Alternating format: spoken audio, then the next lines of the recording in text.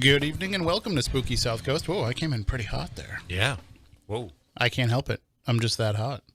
Well, you're super hot there, Moniz. How's that? Is that a little better? Yeah, a little bit better. And that's the only time in your life you'll ever hear me use the phrase, "You're super hot, Moniz." Unless we're in a sauna. Even then, I'm not. If we're in a sauna together, I'm not going to talk to you. I don't know where you would come up with the idea that I might actually want to have a conversation In a sauna. in a sauna. That is not a place. When you're in a locker room, you don't talk to anybody else. That's the rule. I don't know why people insist on having conversations in locker rooms. I mean, it's different if you're a professional athlete because then it's my job to be in there asking you questions. But no, that's what I thought. It was like, I've seen you do many interviews in locker rooms, or hear them, not see them. This guy can follow me in locker rooms. I should worry about that. Well, this is Spooky South Coast, where we talk about the paranormal each and every Saturday night. I am Tim Weisberg. This is science advisor Matt Moniz, and the silent assassin Matt Costa is here as well. He's just he's hiding over there in the corner. How are you tonight, Matt? You doing okay? I'm doing fine. All right. Well, we are here to take you into the world of the paranormal. It's what we do on WBSM usually, but tonight the Red Sox are on, so we're going to be broadcasting solely over Spooky TV at SpookySouthCoast.com. And if you're watching the show, well, then you know how to find it. I don't have to tell you. But if you're watching this later on YouTube, or if you're hearing it later on podcast, all you have to do on Saturday nights is go to SpookySouthCoast.com, and you can find us live right there on the website, or you can go to YouTube. You can download the Spooky South Coast app.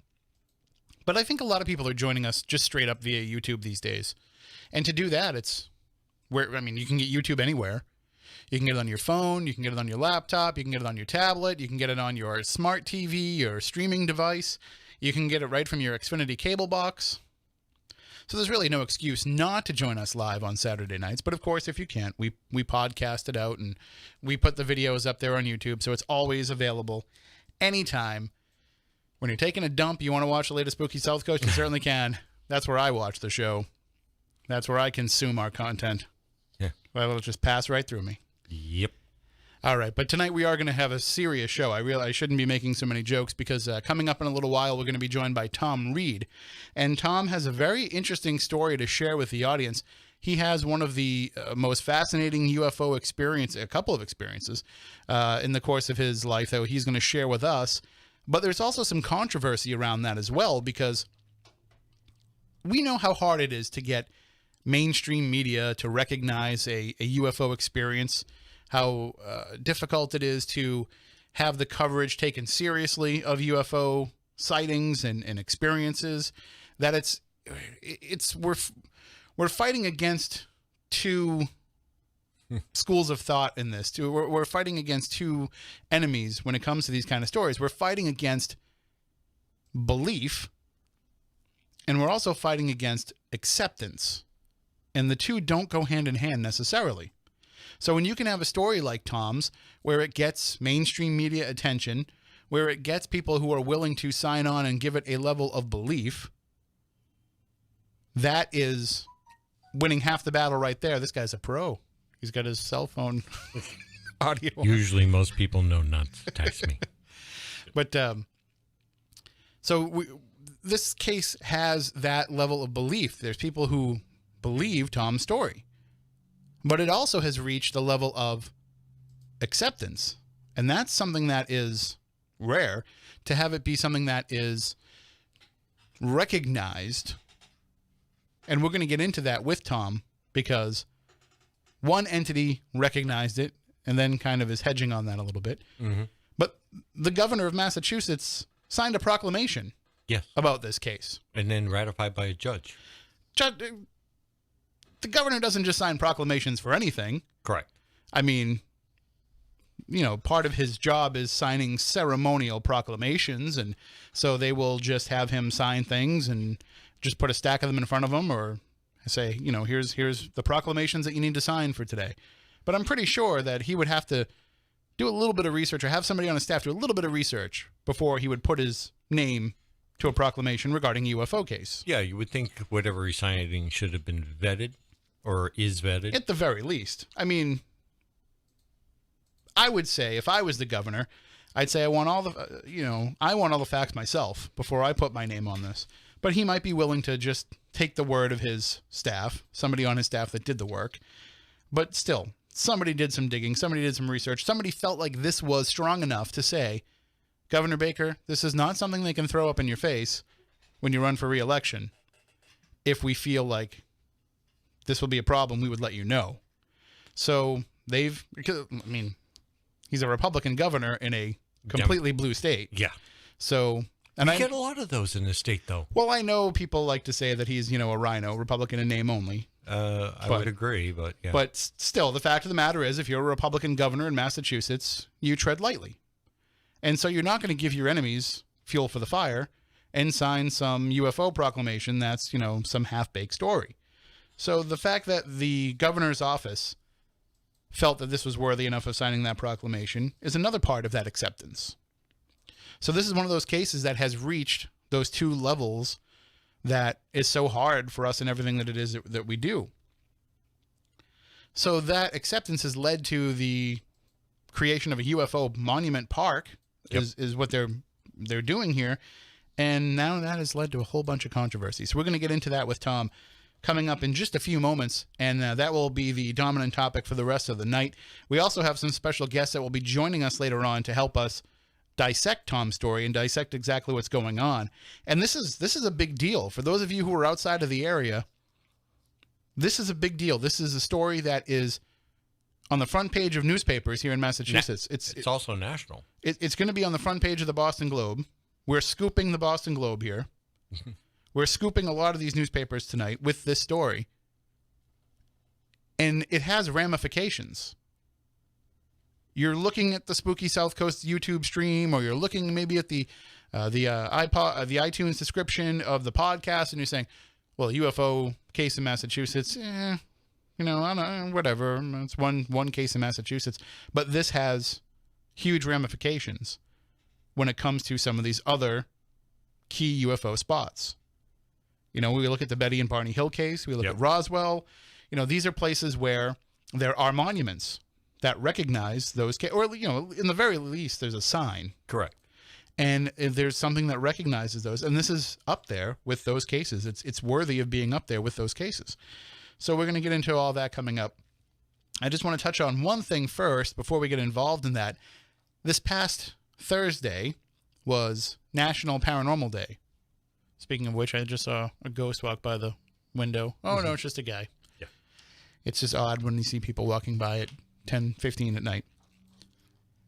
So it was National Paranormal Day. I totally forgot about it. We did something last year for it, and I totally forgot because it makes no sense that National Paranormal Day comes in May. I don't get it. You would figure it'd be October, right? But they have... I don't think anybody, proclaims them. Right. It's one of those things where it probably starts on the internet and then goes from there. Yeah.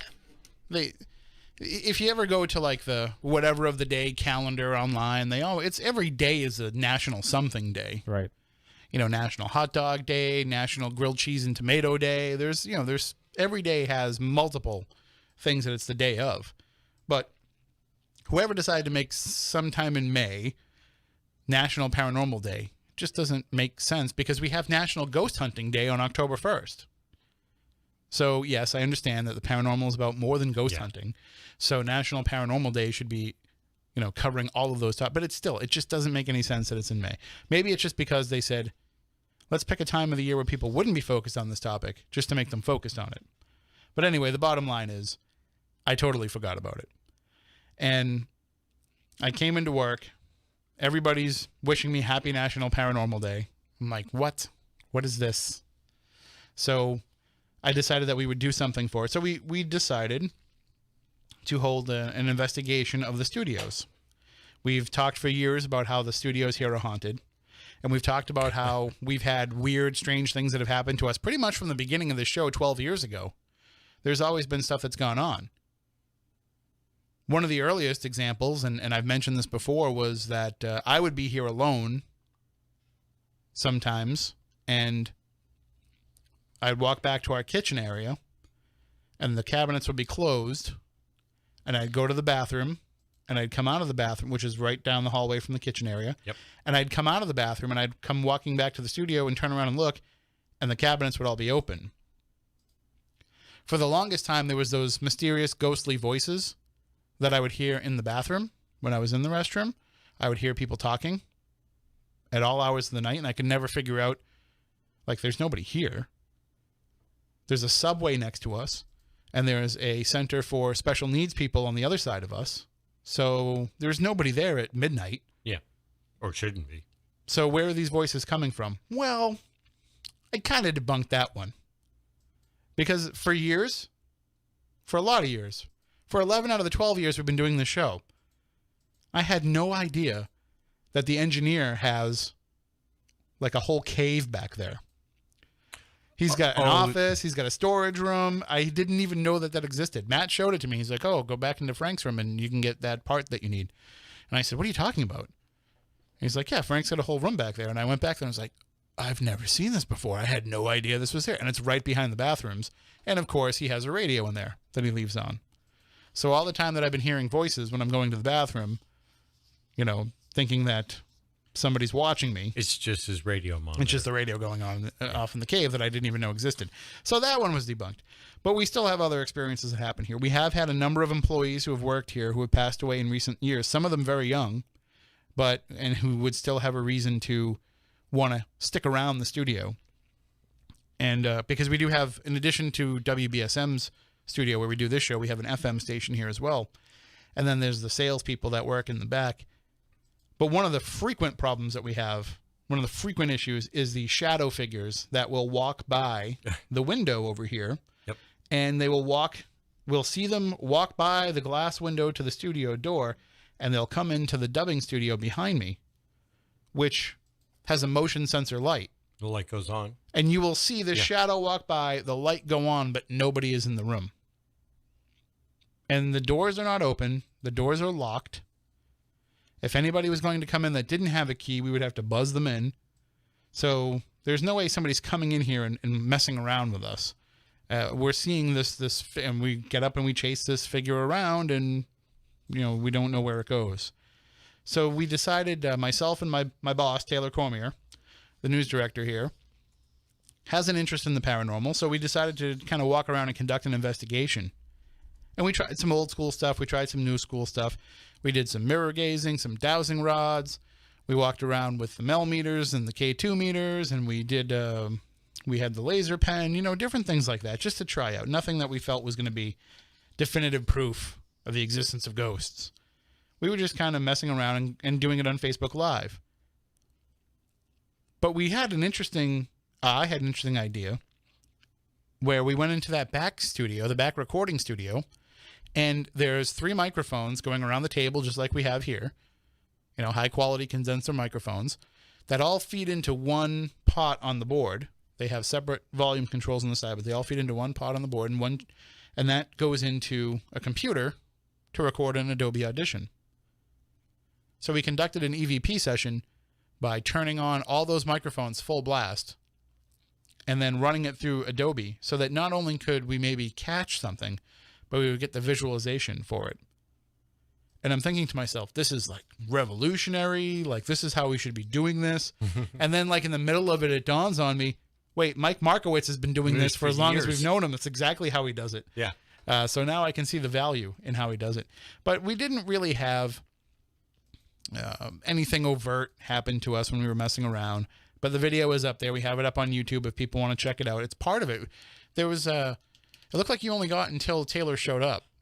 Right. Onto the YouTube. Is there a separate video? It's something to do with Facebook.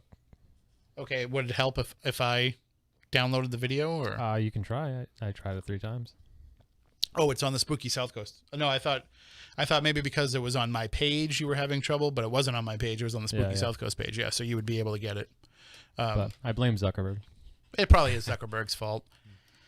So there's nothing we can do then to get that out there. But it's on the Spooky South Coast Facebook page. You can see it on there. Just go to Facebook and check it out for yourself. Believe me, if you are skeptical about paranormal investigation, the video is not going to change your mind. But it was just a way to kind of have some fun on National Paranormal Day. There is a weird electromagnetic field anomaly in the back in the sales office that I do want to show you guys later because we couldn't figure it out. Poured concrete floor.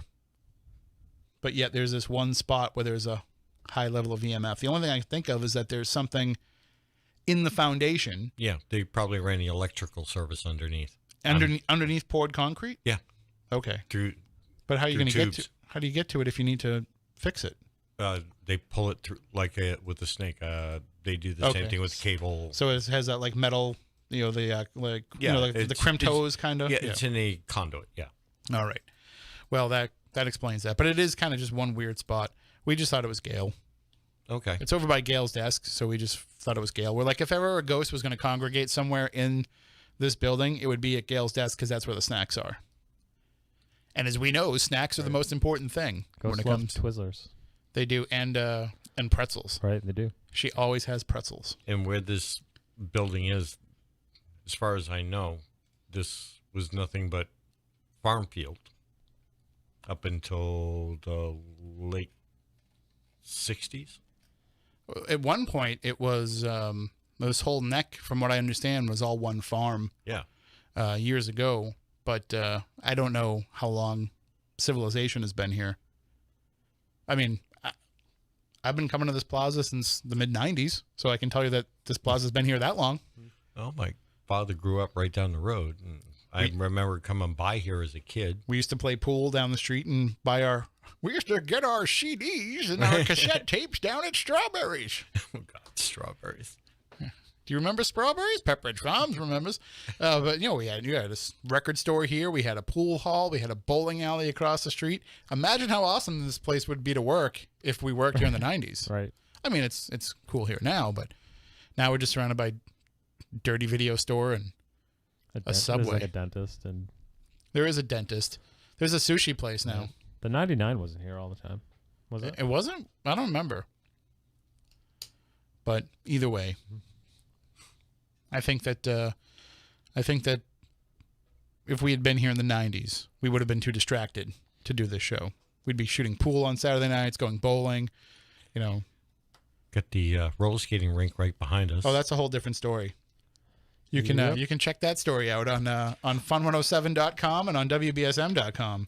I'm talking going back in the day, but okay. Oh yeah, but we're talking about that might not be around there much longer. From what I heard, she talks about back in the day too. Yeah, back in the day when you could say those kind of things. Right. Well, we'll tell you after. The owner of the skating rink's in some hot water from some racial statements that she made. Allegedly, right. I don't think it's the same people from the 80s. No. It's this lady only took over like in the last 10, 15 years or so. But yeah. We can talk about that later. Okay. Let's just say off color. Let's just say that she's in a lot of hot water and the future of skating over there may be in danger. It's bad. Okay. All right. So, we're going to be joined in just a few moments by Thom Reed. We'll remind everybody, if you want to call in during the show, 508-996-0500 is the number to do so.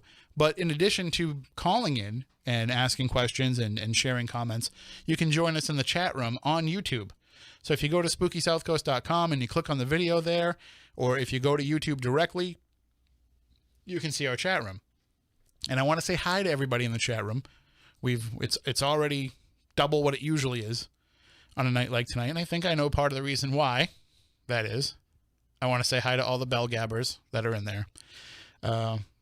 Hopefully it doesn't turn into the same chat room that it was for a different show earlier this week. Okay. There's some things going on in the paranormal world right now.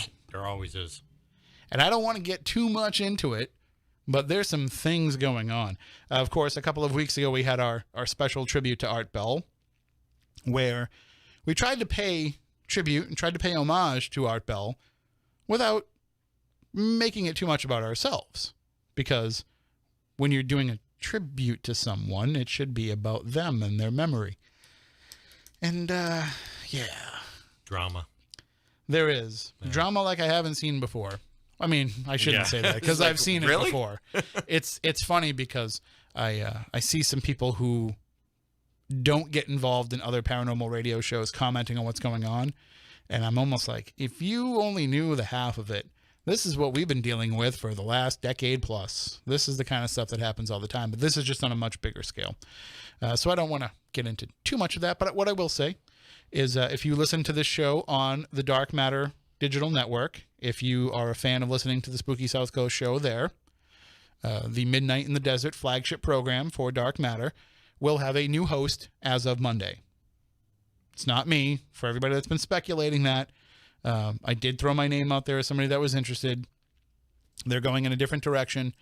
I've been talking with Keith. I'm going to be talking with Keith in the future. We see if we can get some more stuff going with Spooky South Coast. Maybe they can carry us live on Saturday nights. With some different things. But I do not know who the new host is. I've asked Keith. He hasn't told me. But he did tell me that the new host will debut Monday in the regular time slot for Midnight in the Desert. And it will be called Midnight in the Desert. So, okay. If you've been following along with all of that, I see the bell gabbers are in the chat room. They're going to love Nightbot. They're going to love our AI friend Nightbot that tells jokes in the chat room during the show. But so absolutely tune in Monday night for Midnight in the Desert.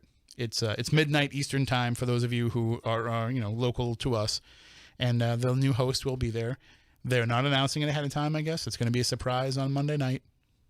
We think we know who it is, but I'll be sure to tune in and see, and then we'll see where the show goes. Is it Gilbert Gottfried? It is not. That would be amazing. If it was Gilbert Gottfried, I'd throw money at Dark Matter. I'd be like, just take it all. I don't have any, but you can have what I do have, because that would be amazing. I've actually been trying to talk to Gilbert Gottfried's co-host, Frank Santopadre, for his podcast to try to get them to bring on John Tenney, because he'd be the perfect guest to talk about paranormal topics, but he's also an old Hollywood nut like they are. Yeah. And he's the one that actually turned me on to that podcast. So he would be a perfect fit for that show. But I think that I don't think that they feel like he's a big enough name for them to bring in that people would know who he is, I guess. But I could just imagine that, just like, so tell me about these ghosts, I think it would. That was a great impression. Yeah, it was. He doesn't That talk was really good. He doesn't talk in that voice on the show. He doesn't use his shtick. I mean, when he laughs or when he gets excited, sometimes it'll sound like that. But for the most part, he talks in his regular voice. And if you haven't seen the documentary Gilbert on Hulu, I highly recommend it. It's fantastic. If you are, my wife doesn't like him. I know a lot of people that don't like his comedy. But if you watch it, you will fall in love with the man, because he is just such a sweet guy. And cheap as hell. He has saved pretty much every dollar he's ever made, and he is famous for taking things out of hotels. So he has these gigantic Tupperware, the plastic rubber bins, whatever, all over his house, under all the beds. The big ones now, I'm talking, loaded with all the hotel soaps and shampoos, and he walks around his house in bathrobes and slippers that he got from hotels. It's when he goes into a comedy club and he goes into the green room, he takes home all the leftover candy and soda and everything. My hero. Because I do the same thing. If I go to a paranormal convention and there's a green room, that stuff's coming home with me. Nobody's going to miss it. All these paranormal TV stars are making the big bucks. I do a radio show for free. I'm taking these M&Ms. So, all right. Well, why don't we try to get into the topic with our guest, Thom Reed. I'm going to try and bring him up over Skype.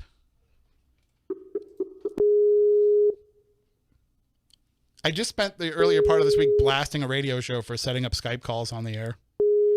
Now I'm doing the same thing. I thought I shut the sounds off on that. That's okay.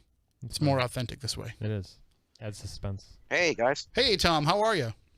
I'm doing great. Thanks for having me. Oh, we're happy to have you here on the show. It's been a long time coming. Moniz has been telling us for a couple of years now that, we have to have Thom Reed on, but you're a busy guy, and I'm glad that we could finally nail you down to come on and join us, because it seems like it's the perfect time with all that's going on.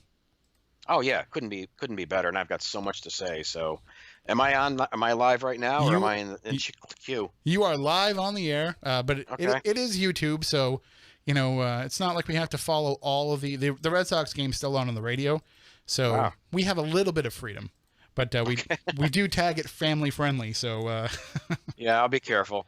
But but yeah, I'm a little fired up too. So, but yeah, where do you want to start? I mean, it has been one heck of a month. So, well, I think first of all, in order to put all of this in context, I think we have to kind of just get right into what the experience was that you had. You were a young child in Massachusetts, out in the Berkshires, and you Right. had actually multiple experiences out there.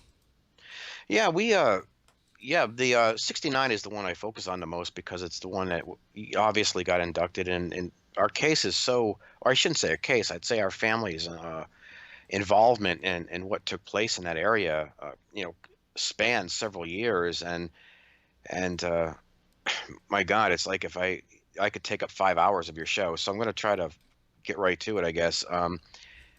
Back in '66 was really the first time that we saw anything in the Berkshires, in Great Barrington or Sheffield, I should say. And we mentioned it in our restaurant. We mentioned what we saw. We mentioned this craft that looked like a turtle shell in a lot of ways. And we had a lot of references for things because we were kids, and and that's one of the reasons we remembered it, because we remember things visually that we even today, see every day, like a turtle, right? So this thing looked like a turtle shell. It looked like almost type of panels of some sort in it. It was about 60 feet around. We did not see any. It was on the ground. We did not see any landing gear. We did not see any windows. We did not see anything. It just looked like the whole thing was covered in like a shell. When I first saw it, we thought it was like a big pile of dirt. And so it was still, there was nothing really going on with it at first when we saw this thing. And there was, it looked completely sealed, but around the side of it, and this is something I think is quite unique, it didn't come to a point where this thing looked like would come to a disc, and it was round. The sides of it were very high and very, almost like a tire, if that makes sense, almost like a pewter looking tire of some sort. The top was rounded a bit. The bottom was pretty much the same as the top. In the middle of it, or the center of it, I should say, which went about 10 feet tall maybe or high, was rounded. And not like anything else I've ever seen. And I've got an image of it in the Roswell Museum, but that's very accurate to what it looked like. And so we mentioned that in our restaurant back in the 70s, this Village of the Green, which was like this little jukebox-inspired diner back in the day, and everyone ate there. And this played a very important part in where we are today. This month in the news, we mentioned it in the restaurant, and a lot of people weren't on board with it. And so it created some turbulence. And then in '67, the following year, and again in September, we saw it again. And so it kind of, we talked about it more and more in the restaurant. Now, this restaurant became very significant for a lot of reasons, mostly because in the earlier years when we talked about this, there were so many arguments and people disagreement and different opinions on what we saw. And that created a ripple in the natural progression of the community. Now, in '67, like I said, it was basically the same thing. We saw the same thing. Now, in '69, when we saw what we saw, we didn't actually see what we saw in '66 and '67, which a lot of people don't understand that. They all think they kind of put all this into a blender and they hit spin or grate, right? And all of a sudden everything gets mixed up. So in '69, which I really want to get to, I was at a horse show in what's now a ski resort called Ski Butternut. And I was coming back with my mother. We were in a station wagon, a Bel Air station wagon. My brother was in the back seat with me. My mother and grandmother were in the car with us. My mother was not married at the time. And we were going down Route 7, which right through Great Barrington, and heading into Sheffield. We stopped at a restaurant called The Meadows, where we took a break and had something to eat. And it was really kind of weird that night because it was Labor Day weekend. You would have thought there would have been a lot of traffic. There was really no one on the roads. And after we ate, we went to the restaurant that we owned, the Village on the Green, which was right in the heart of Sheffield. And it was the only eatery in town. No one else, there was nowhere else to eat. And so we had our cook keep it open later. And my mother went in to check on things, make sure that the chairs were up. and we make the deposit box and drop and that kind of thing. So we parked around back. We came in, and sure enough, we took a couple of minutes. We had some shakes. I remember, my mother used to make us shakes, and they cleaned up, and we were getting ready to leave. She made the drop at the bank, which is important, played a part in this. And there was a store right next to it called Silks. And so my grandmother had gone in and gotten she used to smoke, so she grabbed the pack of Tarrington cigarettes, I guess.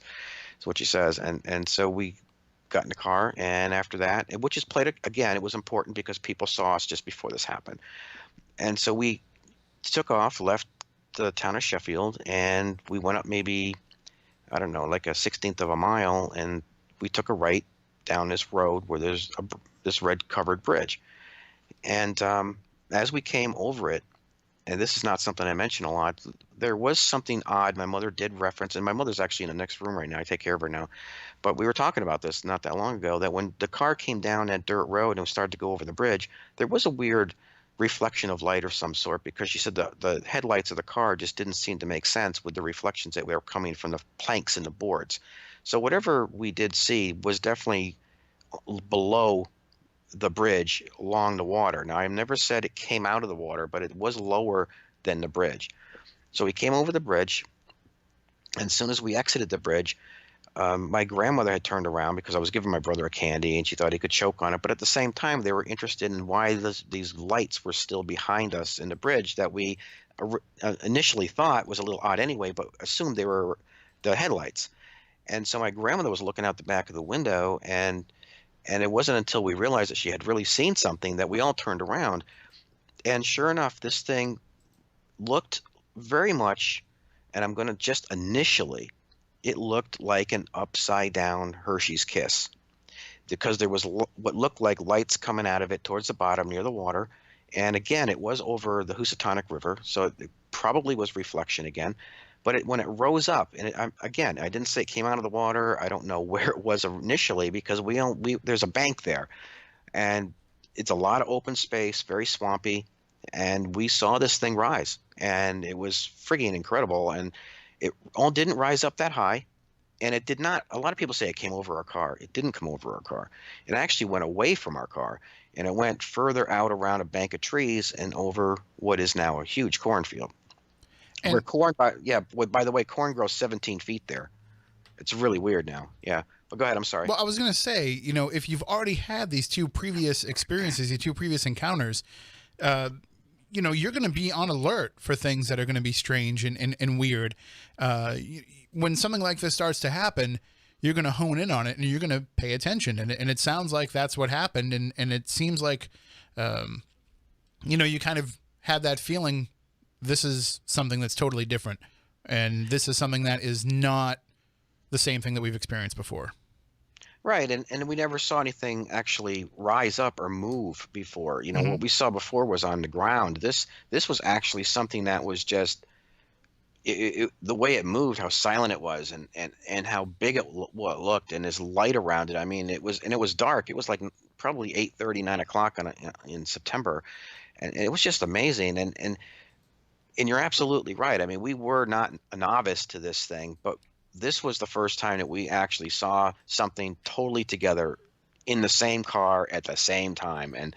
And we were just like, and my mother, by the way, she did actually see something in 1954 in Moosehead Lake in Maine, which is why our case is actually on a lot of times it's referenced as a 1954 incident, because that's the first time my mother actually really saw something. So we have had some weird experiences with this, and it's followed our family for whatever reason, and I don't want to speculate. A lot of people tell me I was just going to ask you that question. If you think that there is a reason, is it just so much that you've had one experience and that leads to being more perceptive of others, or do you think there's a reason that you have been kind of chosen to see these things on multiple occasions?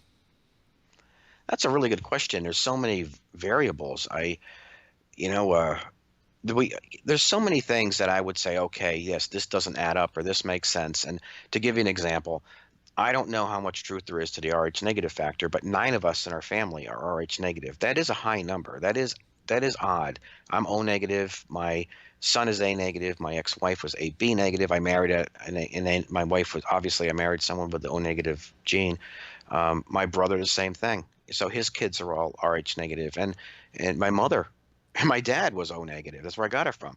So there's a lot of family members that are O negative, and do I think that there's a connection to that personally? Yes, I do. But can I prove it? Of course not. Right. But I do think that the O negative blood group was the initial blood of man. I really do believe that. And my temperature, my body temperature runs at 97.1. It doesn't run at the normal rate of other people. So if I go into the doctor and I'm like 99.1, I have a 2-point temperature, but I can't get any antibiotics for anything because, oh no, that's just no, that is a 2-point temperature to me, and I have to sell that all the time, and they don't buy it. But you would think doctors would know that. But anyway, so there are some strange things connected to our family. My brother's children, my son, have a lot of insight. There are some things that are different in our family. We've always been very different. Going back as kids, I never, going outside and throwing a frisbee around and doing normal things bored me. I was always a thinker. I was always forward thinking. I always felt like I was different. Sometimes I felt like I didn't even belong in my own body. You know what I mean? There was things that I've always been fascinated with, certain subjects in space, and wanting to know what, why us and why did this happen. And that's how I ended up getting a camera. The first time I ever bought a camera was because I said, I didn't buy the first one, it was a gift, but I mean, I've always had a camera since this happened, because I said to myself and my family too, if this ever happens again, I want to get a picture of it. And that's ended up being my career over time. But yeah, so there are some quirky things, and still today, I mean, we have odd things in our home. Sometimes I'll see like a smudge, or I'll see something that is peculiar to others, but to me, I get so used to it. In the house even, or I hear footsteps, or I'll be in the basement, I'll hear someone walking across the kitchen floor, and I run upstairs thinking my son's home, and there's nobody here. And my girlfriend was over one night. We're hanging out up in the bedroom, and she was like on top of the covers, she wasn't dressed or anything. So we heard footsteps clear as a bell coming up the steps of my house. And we ran out to the door to say, hey, listen, we'll be, we're going to shut the door, we'll be out in a minute. And no one was there. And when Yvonne Smith was at my house, and Lori Wagner and other people had been here, they've kind of had some odd feelings too about things. And so it's not like our house, it's us. There is something connected to us. It sounds to me like, the very definition of, you hear the phrases, not so much anymore, but it was a big thing a few years ago to hear about indigo children and crystal children. It sounds like, you might be of that group, of that delineation of mankind. Well, to give you an idea, my son, he was 5th grade. He beat an unbeaten chess pro. I think Matt's met my son, and then he there are times where he just, I'll give you an example. He was at his girlfriend's about 2 years ago, and called me in the middle of the night, and it's like, Daddy, okay? And I'm like, yeah, I'm fine. Check the house. He was in a panic.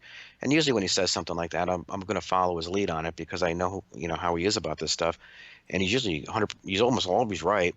And so I went down the basement, checked the windows, the sliders, the whole bit, and assured him I'm fine. I'm okay. I put the floodlights on outside, whatever. And he was so shaken by it, he had to come back to the house.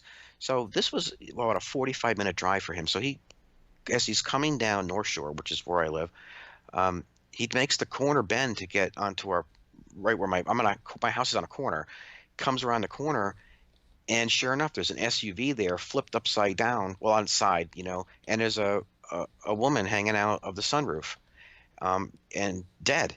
And so he felt that before it even happened, because when he got there, the paramedics and the ambulances and so on, they weren't even there yet. So this is the kind of thing he has been pretty this is a routine thing. He's been doing things like this and had been this foresight his whole life. So if there was anything positive that came from this, I would say that our children are a little more advanced than we are. I certainly can't, do the things that he can do. And so in a way, whatever happened back in the day was certainly something that in a lot of ways we benefited from. I don't think it was a horrible thing. I think the town of Sheffield and the way they're treating us right now is horrible, but the event itself, um, of course, it's nerve-wracking. You see something different. You experience something that most others will never experience. You can't really share it with anybody, but at the same time, just because you saw something or witnessed something or were involved in something doesn't necessarily mean it was there to frighten you or scare you. Somebody looks in my window at 3 o'clock in the morning is a joke, is going to frighten me, but doesn't mean he meant to do that, right? Right. So it's all on how you look at it. But yeah, as a child, yes, of course it screwed us up. I mean, I talking about this in school, getting fights all the time. I was always in fights in school, high school. It was just crazy. But then again, I lived in a very small town, and people were set in their ways, and they still are today. But you must have. I mean, you must have, had some discussions with people after the fact, as you said. It had been mentioned in the restaurant. I can tell you that this show, Spooky South Coast, was pretty much built in a diner. Yep. And the people that would come in, the regular customers that would come in, knew what it is that we did, and we suffered those slings and arrows, but we'd also get pulled aside, and we would have people that would tell us, hey, listen, I don't want everybody else to know this, but I've had some experiences I want to share with you. So as people that were coming in were hearing about these stories, did you ever get anybody else that had come over and said, hey, we've seen these things too, or we've had similar experiences? Oh God, yeah. Even today, people are still talking. This wasn't something that was isolated to us by any stretch of the imagination. And I think I'm glad you brought that up, because I don't normally talk about that. This was witnessed by 5 towns. It happened in '69. Earlier, no. And this is another reason that this is what I was telling you earlier is so important, because the first 66 and 67, 68, people coming in a diner. No, at that point, we were like the only ones talking about it. But in '69, so many people saw this thing that they came in to the restaurant, and they were saying they're sorry to my mother. They were, we apologize for not, believing what happened or what have you. And until then, there was a lot of push and shove, and my mother used to refer to this table of 4 that used to come in, and they would, because of farmland, they would come in and like suspenders and horse manure on them, and they would just clear the place out. I mean, you can't really enjoy an orange juice when you got that sitting next to you. Right. So that's how nasty it got. There were people that would stand out front of her door and not let people in. But after '69, it all changed. So anyway, let me get back to what happened in '69, because this is like pinnacle. Sure. So after we got through the bridge and looked at this thing and watched it, and we were going down this little bit of a dirt road, very like 10 or 15 miles an hour. This thing was actually going faster than us. It was actually moving, I'm going to guess, maybe 25 to 30 miles an hour if I was to put a speed on it. And I'd say it was probably as long as, like 2 mobile homes. It was pretty good size. This was not a small craft. It was a good sized disc or vessel, whatever. It was big, and it was about 2.5 to 3 stories high, and it still had like a little bit of a sheen or glow to it. We couldn't really see it clearly once it got behind the trees, because again, it was a thin line of trees, but you could see the light behind it. And as you drove, it flickered, so you didn't know if it was flickering or because you were driving, it was, whatever, but there was some flickered lights there. And then we got to an opening in the tree line, and we're actually like an old dried up brook was there, because there were like these stones and everything, rounded stones from water at one point. And we pulled off there, and we just looked at this thing, and it almost kind of stopped. Like, if I reflecting back and looking at this thing, we were looking, it was moving faster than us.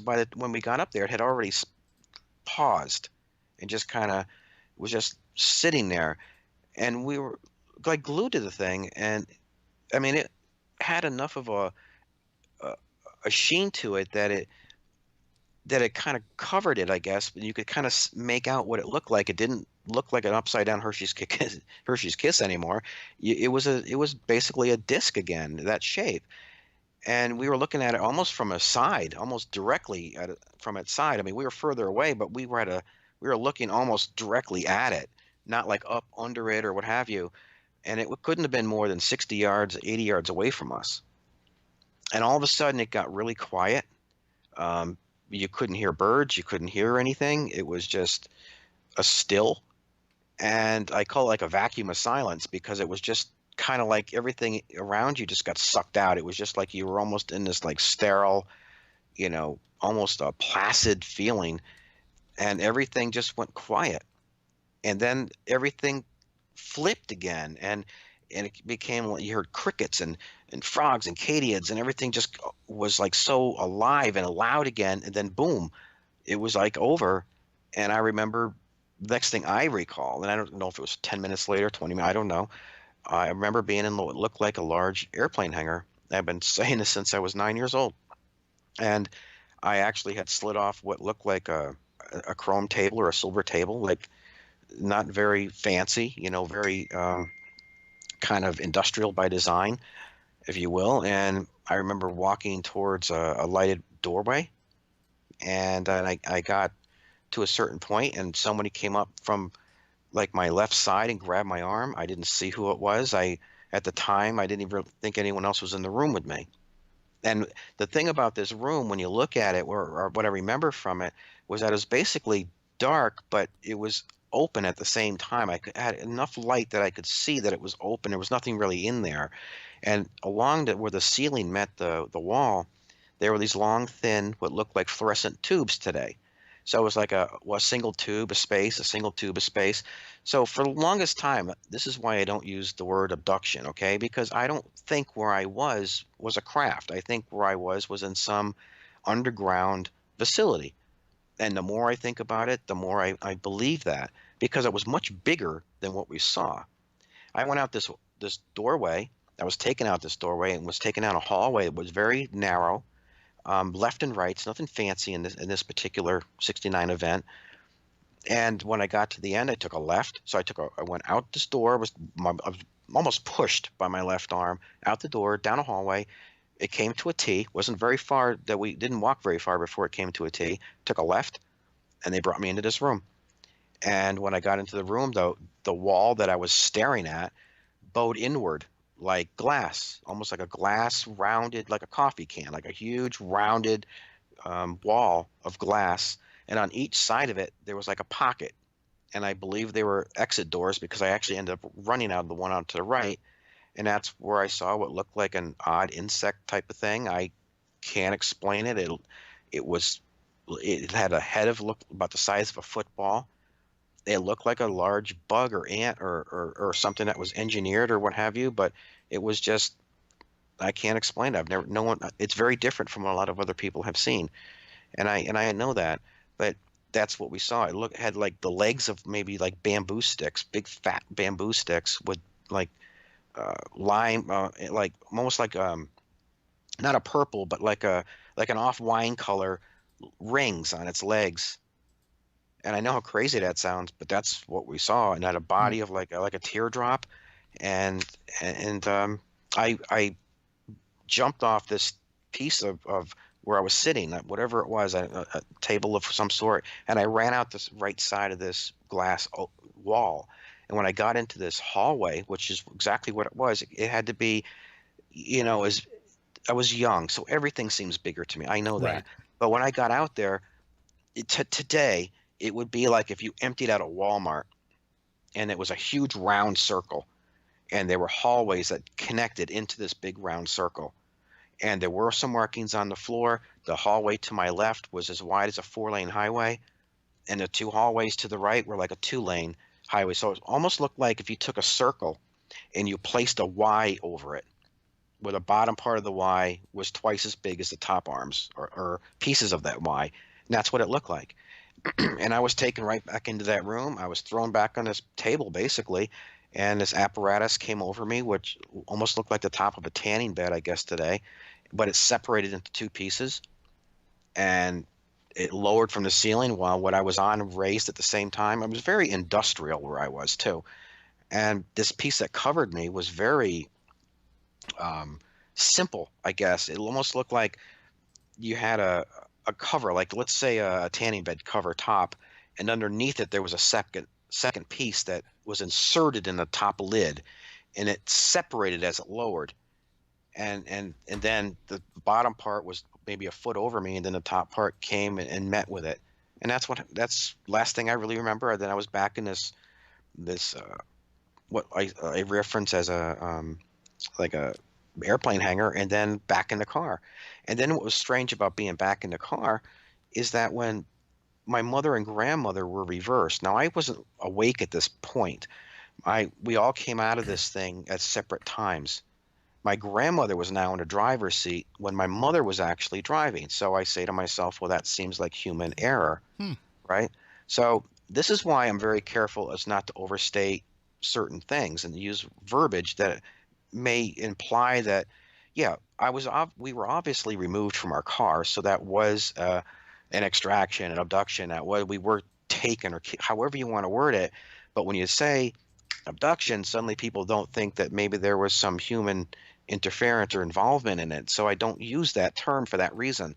But when my grandmother now got, well, she was the first to awake, and no one else was responding. My mother was out like a light. My mother's in the next room, actually. She'll tell you herself. She was out like a light. My brother was in the back seat. He was out like a light. So was I. So she drives down just a little bit down this dirt road, whips the car around, and goes back into town where she just left Silk's store, where she got the cigarettes. That's where she went for help, because it was a lot closer than where our house was, and there was no one at her house to help. She didn't know what was wrong with everybody. And she was still very shaken by this whole thing herself and kind of in a fog. So all she knows is everyone else in the car, you're on a dirt road, something bizarre took place, you saw something that you up front and personal, and nobody else is responding. So she went right to town for help. That's what happened. But, that always gets turned around. So she got back into town, and she went right into Silk's store. She got out of the car. When the door slammed, we believe is why I woke up, because I was the second one to come out of whatever took place. And so I followed her into Silk's store, and I remember, yelling at her, "Nana, Nana," because I was all messed up too. And it was almost like we came out of a like a surgery. And my brother mentions that a lot. It was almost like a sodium pentothal type of thing, where you come out and you're still kind of foggy, but the doctor's still trying to talk to you, and you're like not really able to totally comprehend everything because you're still coming out of this thing. And that's kind of what it was like. And my grandmother was not herself. She was very, not walking aimlessly, as I've said. And when she got into the store, she got tied up between some bikes and strollers, and he came over to talk to her, and the clerk, and they knew each other very well, because the store was right next to our restaurant. So he knew my grandmother something was wrong, and she tried to tell him what was going on, and I was grabbing her hand. And by the time we got outside, my brother, he was still crashed or out of it, or however you want to word it, but my mother had just come to. And so everyone came out of this thing at different times, maybe within 6 or 7 minutes of each other. But Which it's a long period of time for that to happen. Yeah. And my brother was the youngest and the last one to come out of this thing. So if we were injected with something or given something, it would almost make sense why he was affected more than everyone else. I'm just saying, we've thought about that. So, and they all had similar experiences when they all went through something similar? Yeah, well, like when I remember hearing my mother's voice, wherever it was we were, because I don't want to overstate anything. And my mother was crying out for us. My grandmother remembers what happened. My brother, we all remember. So you were aware of where each other was, kind of almost spatially where you were? No, I don't know where my brother was. My brother doesn't know where I was, and I don't know where but I do remember. But you were aware that they were there with you at that time? Remember, only my mother's voice is the only one I remember hearing.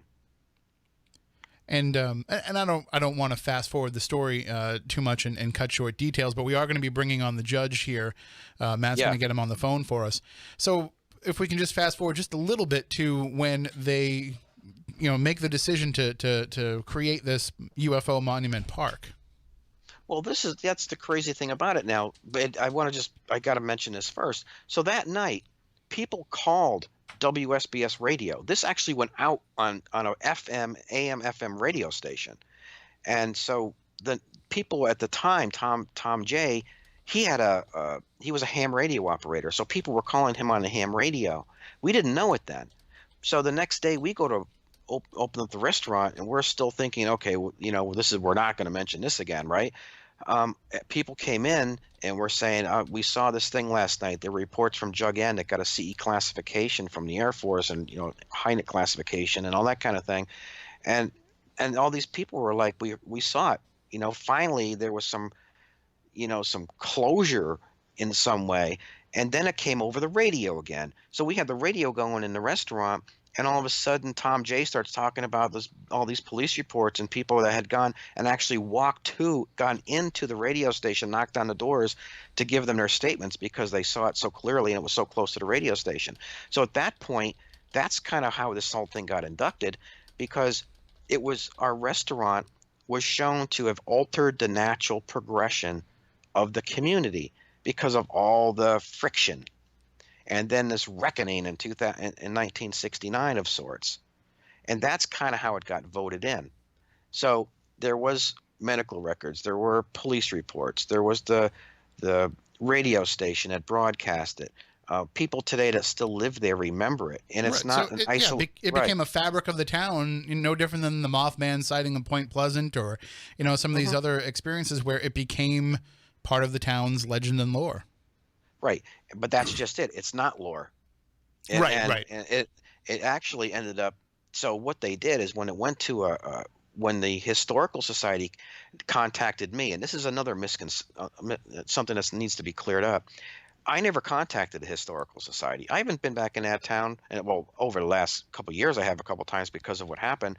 But when I left in the 70s, I hadn't been back.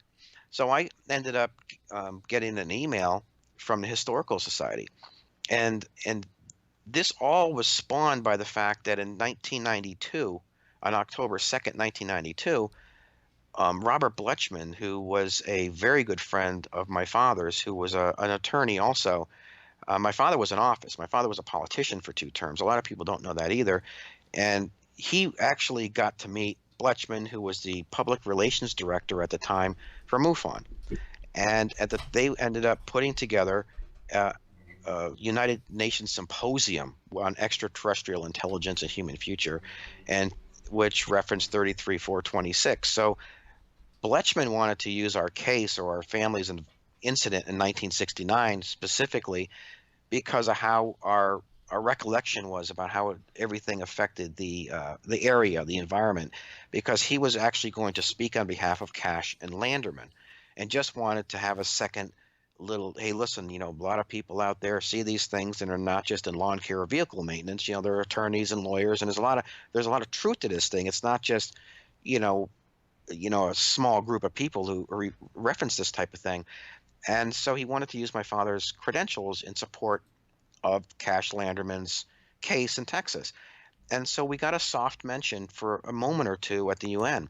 But what also fueled the Historical Society's interest was that my father, and he was a great man, and I miss him dearly, lost his life at age of 52 on the exact same day. So we started to talk more and more about it. People said to us, well, do you think he knew something? Do you think he was murdered? The whole thing. And I don't want to get into that for tonight, but sure. But when you really get down to it, you've got 365 days a year you could pass on the same day that of something this peculiar gets mentioned at the UN referencing your family. And there is something to it probably, but I don't want to overstate. But anyway, or become targeted yourself for that matter. Now it starts to move forward, and this park is proposed. Well, it starts to move forward because of my father's loss of life, and they wanted to try to preserve and not have his life be tainted by this past thing. So they wanted to look into it and say, okay, did this really happen? I mean, because he had a legacy, a local legacy there.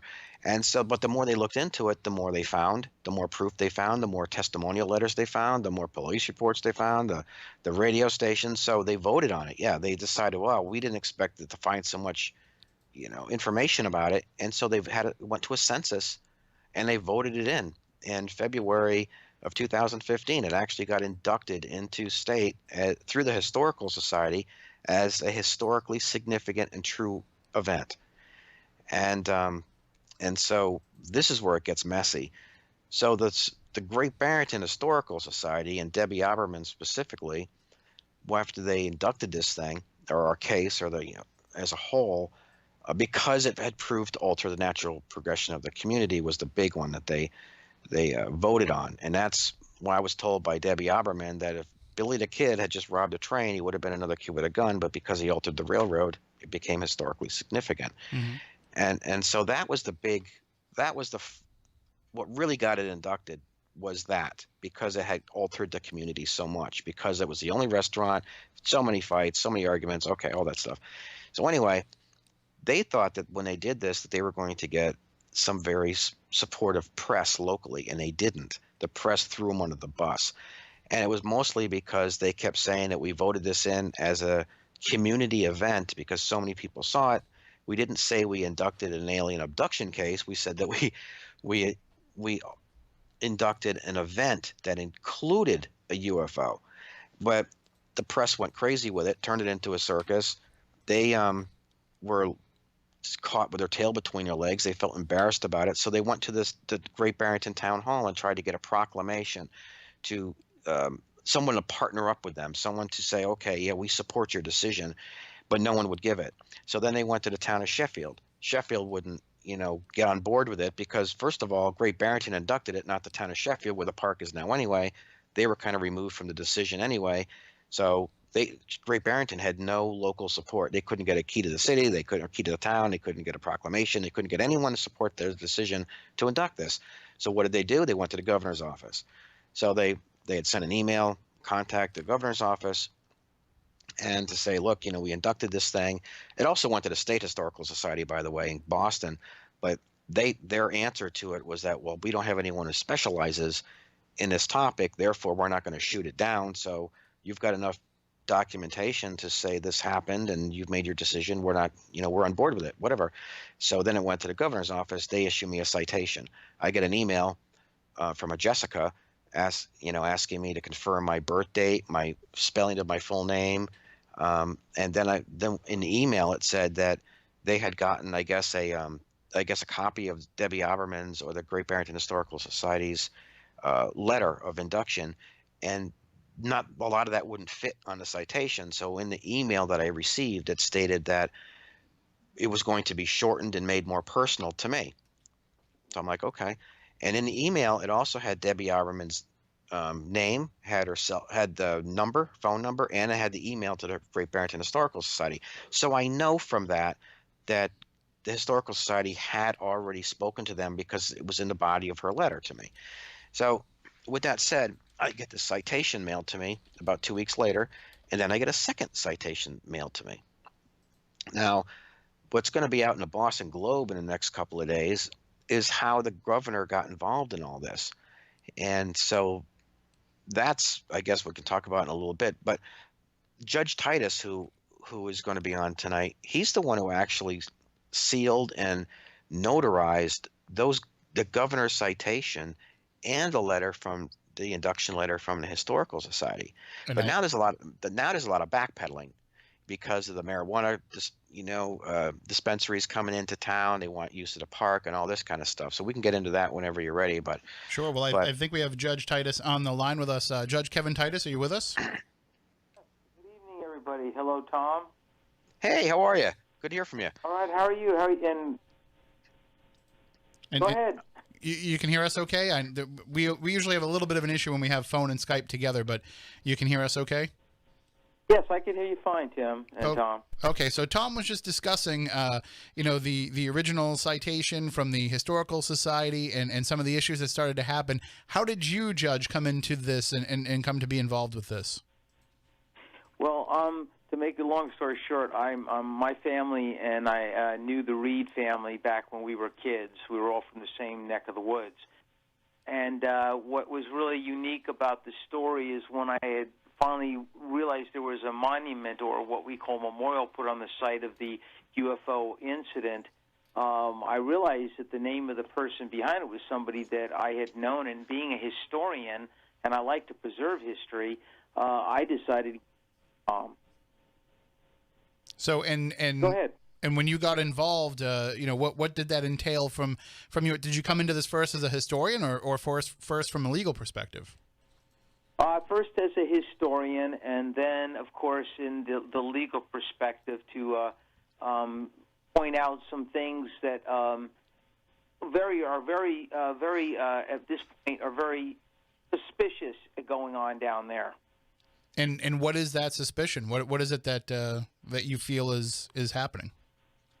Well, we we all have come to the conclusion that, number one, the property is owned by a gentleman named Lou, which is private property, but the legal legalities are the fact that 20 years ago, Sheffield gave up the right of passage on that bridge, which means they can't service it or take care of it, and it's on Lewis's property, which means that it's his property, and he can basically put whatever type of wants there.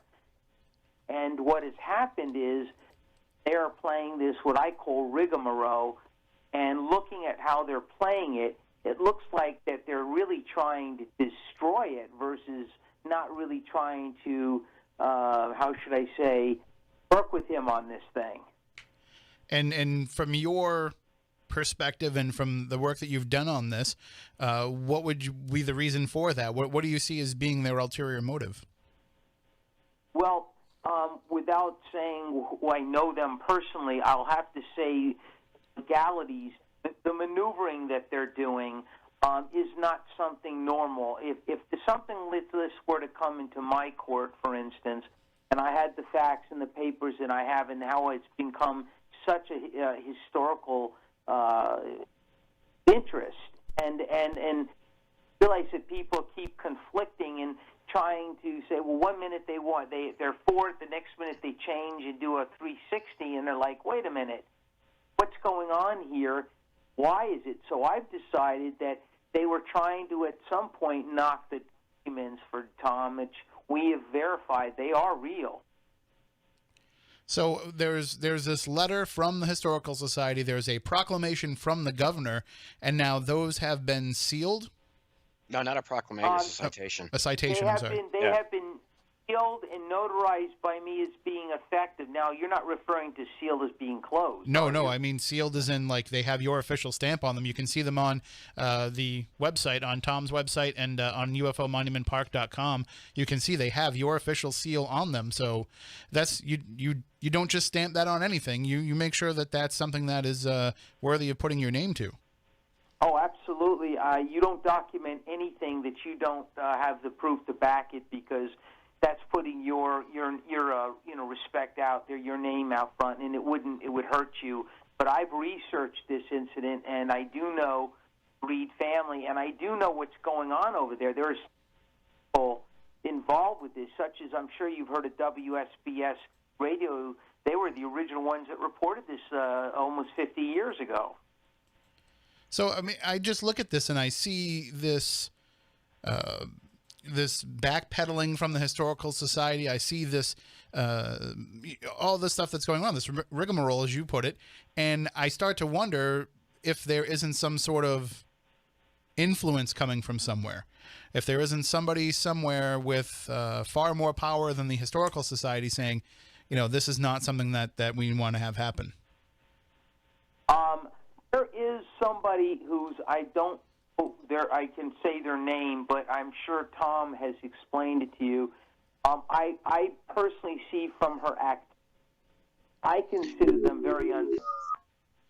And I think seems to think that the power that's invested her as I think she's called the city manager, gives her the right to do whatever she wants and to bypass actual law. And even though it's Massachusetts that this is happening, I would have to say any magistrate in his right mind saw the facts and saw what she was doing, at the very least, to put her in contempt. So, Judge Titus, this is something that you think that Thom has a clear legal challenge to say, this was going forward, this was something that was planned out, and to now try to throw the monkey wrench into it that they are is actually what would actually be the constitutional issue here? Well, I from what I've seen of the bylaws, let's say, I will have to say, number one, Sheffield is in violation of, one, letting her even basically saying anything or getting involved. Two, the laws were very clear. 20 years ago, shut off the right of way to that area, and they don't maintain it. So if there's an emergency needed, the police or fire department can go across that bridge to help. Versa, Lewis can't get any action or help from his end. So basically, that area is his private property. It has also been stated on the document, Sheffield, that they have recognized that that is his property and that they would have no further interference with it. See all this, you kind of figure, hey, what's going on here? Why? Right. This is going beyond just trying to do a 360 on the idea of a UFO monument park. This is something that is infringing on the rights of a private citizen. Correct. And also, we have been trying to work on getting, I'm sure you've heard of the National Historical Association, or better known as the National Park, and they have what's called National Place of Recognition or of Historical Value. Once they get their hands onto that, you can have a plaque put out there. That would pretty well protect them from messing with it on a federal. So but it has to get to that point, and they're trying to keep it from getting to that point. Exactly. Right, and I would have to say the most likely thing here to do is, first of all, Lewis himself, it can now, if I were dictating the case, I would say to this gentleman, Lewis, this is your property.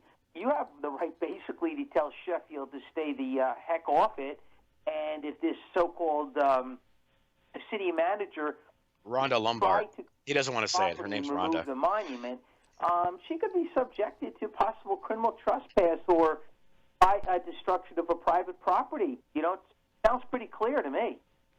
Well, so what is the next step then from a legal perspective? Obviously the story is going to hit the Boston Globe in the coming days, and it's hitting the media, so there'll be some pressure in that regard. But what legal steps can Thom take next? Well, Thom has been discussing. I think he'd tell you more about it than I can, but I think people have suggested that he should proceed with Lewis, with the legal against the city manager and whomever else may be involved in this game, we'll call it. And I also that if a formal letter were to come from somebody of a legal department, I would think that he could make it pretty clear in a way that, if I were you, I'd back off of this stuff in trouble. Thom, you still with us? I'm afraid you might be getting abducted again. Not a word I use. Yeah, I'm here. I can use it. Yeah. we were just hearing a little bit of some weird feedback with the line, so I just wanted to make sure I didn't lose you. Hey, can I jump in here real quick? Yes, absolutely. I know that he's trying to be tactful here and not mention names. The main players in this thing are correct. Correct me if I'm wrong, but Rhonda I guess it's Lombard, a woman by the name of Nadine, and then of course you've got Debbie Oberman, and those are the three people in the area, or four people actually. There's a couple others, but that are involved in this whole thing. And I think what's happening here, and I don't think he wants to mention this, but the park or the area, that bridge that we went over, is actually like he said, now it's private property. At one point, the town had a right of passage. They were able to use and do whatever they want with that land. Once this was given basically to us for the park, which is exactly where the incident took place, the farmer who actually owns 1,600 acres, it's the largest dairy farm in the entire state of Massachusetts. So when they don't really want to mess with Lewis because he's a multimillionaire, so they come to me. I don't live in town, so I'm easy pickings.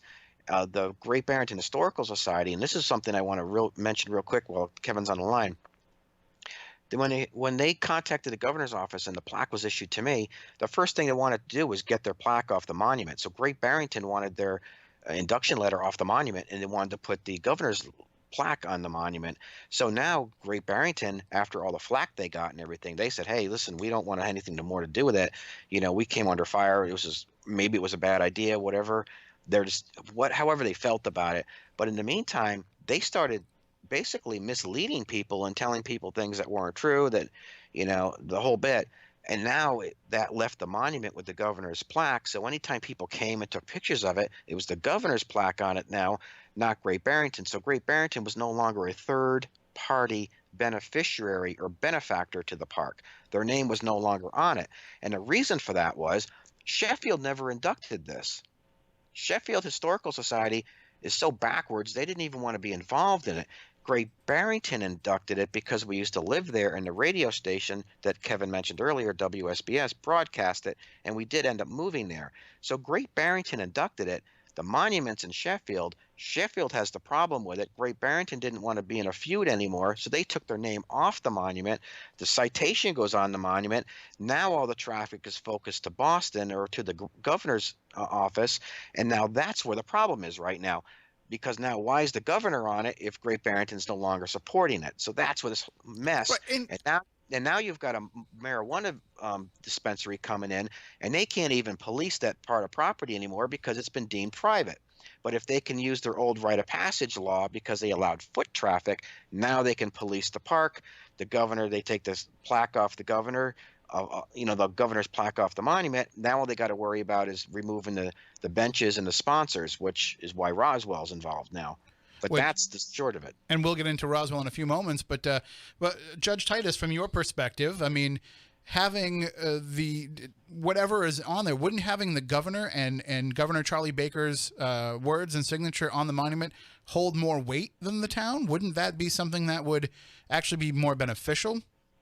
Oh, absolutely. There's no doubt about it. I mean, it's like they're saying, Governor, hey, you know what? We don't care what you say. This is what we want. And I would tend to say, I would have to believe the governor would have a lot more than they would. Right. That's what I would think. So, Tom, why would that be a negative to have it pinned on the governor for keeping their name off of it? Well, it's not really a negative to the governor. It's just that Great Barrington didn't want to feud anymore with Sheffield because Sheffield has alternative motives and they got ideas for that land. And by the town of Great Barrington inducting something and having a monument in the neighboring town created a problem between Great Barrington and Sheffield. So by removing their name from it, now they're not now they can step back and say, okay, Sheffield, we're no longer, infringing on your property or your town so they didn't want to be connected to the monument or the park. That's why they pulled off of that. And then with the governor's citation on it now, sure, I agree with Kevin. That's a step up, in my opinion, because there's no way that a governor is going to issue a citation unless they verified everything with the Historical Society anyway. You don't just go up to a governor and say, okay, well, I want to be inducted into history, and I want you to give me I haven't been in Massachusetts in 50 years, but I'd like you to, use my name and reference your own historical society and induct me into United States history. That doesn't happen. I mean, obviously it was driven by the Historical Society anyway. Right. So by removing their name from it, kind of gets their name off the monument, but it doesn't get their involvement off the monument because there's no way that the next level is going to support something if the foundation wasn't proven or backed or supported in the first place. So the issue then is that it creates a hole in the narrative, and it creates it gives it less validity if the town isn't behind it. Is that the concern? Yeah, probably that's part of it. Yeah, and they're backpedaling. They're I think they really did, and your listeners out there, I think there was an alternative motive from Debbie Oberman in the very beginning to maybe get some attention to the Historical Society, because she did say to me once, they're not flocking to the Historical Society to see the latest musket ball. Right. So, but then again, and Kevin will tell you, actually, I don't know if I can say this, Kevin, I want you, if it's okay with you, but you saw something when you were younger too, correct? I mean, a lot of people in the area saw something. Is he on still? Well, I mean, in the summer of 1969, there was a lot of things that occurred in this area, and several of the children and myself saw something very similar that summer of 1960. But the main thing is, it was reported by 240 different people. They called the military over the border over in Great Barrington. They called the military personnel, and everybody stayed. And this was odd to me because they had said that the military saw nothing on the radar like an airplane or helicopter that my grandparents who were there, they saw something. And they couldn't explain it. So there's something happened around here at the same time of 1969. Well, I think a lot of people are listening and they're saying, whether it's the Historical Society's name that's on the monument, whether it's the governor's name, the fact is the monument's there and they're recognizing this. And even if it gets moved around or what have you, the fact is that it's still being recognized. But what doesn't sit right with me isn't the what. It's not what is happening. It's why is it happening? And who is behind, who is the one pushing the buttons to maneuver these things, and what is their goal in doing this? That's what concerns me. My can't say, but my gut feeling is it has something to do with this city manager or city administrator who I've heard that she thinks she's going to eventually take over as like a selectman or mayor. And then if she gets to that point coming up, I thought it was this month, that she was going to take it upon herself, from I heard, go on the property and have that monument moved, basically doing it illegally. She does that, then my opinion would be, as a judge, I would find her in contempt, and more than likely she'd be arrested. So just from a legal perspective, there's things going on that are concerning. Not even looking at the big picture, just the minutia of it is of concern. Well, you have an awful lot of people in this small town that are used to doing whatever they want and controlling, the flow of whatever. I mean, Sheffield is not a town that's has a lot of suppressed people living there. Right. Sheffield has a lot of wealthy landowners, so you have an awful lot of money in Sheffield too. And to give you an idea, this position at Rhonda, who I can mention her, I think this job that she's getting running the town, I mean, it's like $140,000 a year. So to her, that's a lot of money in the town of Sheffield. And so they're used to saying, if I want to do this, I'm going to do it. If I want to do that, we're going to do it. Well, when you've got backers and sponsors and people that are beneficiaries to a park now that and here's the other thing too, Sheffield issued the park. Everybody in the papers, you'll see, and Kevin can back me up on this, I never touched the monument. I never built the monument. The first time I saw it was when it was unveiled on national television in front with ABC News New York. I never saw it before that day. That's when New England Legends filmed. I had never seen it before that. I didn't even know I was going to get one. And so when this was unveiled, Sheffield actually moved it and put it into place. If you read the papers, they're like, well, Thom Reed did it. I didn't do it. What do I drive around forklifts in cornfields? Come on. So I wouldn't even know how to go about it. So when this happened, Sheffield was behind it from the very. Sheffield placed the monument. Sheffield was actually more on board than we really thought they would be, and so everything was fine. They walked off the spot. They put an X in this area right near the bridge. They had a guy with the name of Eddie Ward, actually, who worked for the town of Sheffield, actually had a forklift and moved the monument and placed it there. Now they're trying to say, oh, well, hey, it's still on our right-of-way. It's got to be moved again. You guys put it there. You've had this land for 2,000 years. It was given to you in the 1800s. You don't know where your property line is. You placed it there. You issued the park. And now you come back and say, oh, well, we got to move everything. So the question is valid. What is the why? Why is there so much pressure on the Great Barrington Historical Society to back off? Why is there so much pressure coming from Sheffield to get rid of it? What is going on here? I don't get it. Who is in whose ear? Right. Yes, someone powerful is driving this thing. And this Rhonda Lombard is the key person that is pushing right now because she's in line for a big promotion. If she gets that promotion, what I think is happening, somebody's given Rhonda a bump up saying, look, you work with us with this monument thing and we'll get you the job and you'll be over the entire town of Sheffield. Right. And there's a rumor that if she gets the job, she's firing everybody on the first floor of the town hall. But that's I understand then what her motivation is. It's the bigger why. It's why that person is saying to Rhonda that we want this to go away. That's where I have a concern. Well, I think it's the money coming from the marijuana dispensary, but I can't. Obviously, that I don't know that. But I mean, that's at least a little less clandestine than I'm thinking. So, what are you thinking? Tell me. I'm just wondering if somebody just wants to have this story suppressed to begin with, and they don't want to have it. The fact that it became official is a problem somewhere. The fact Oh, that it yeah. became recognized is something that somebody doesn't want to have out there, and I know that, you know, being involved in it, and of course Judge Titus, you know, being in his position, it's not something that you can speculate on. But me being in this chair, I can certainly speculate on it. I do want to thank the judge for joining us. We'll let you go because I know that it's late for you, and I thank you for staying up and joining us and sharing some insight. Oh, you're very welcome, Tim. And Tom, take care of everything, okay? Thank you. I'll talk to you soon, my friend. Thanks for coming on today. I really appreciate it. Very welcome. Thank you both. Good night. Bye-bye. Night.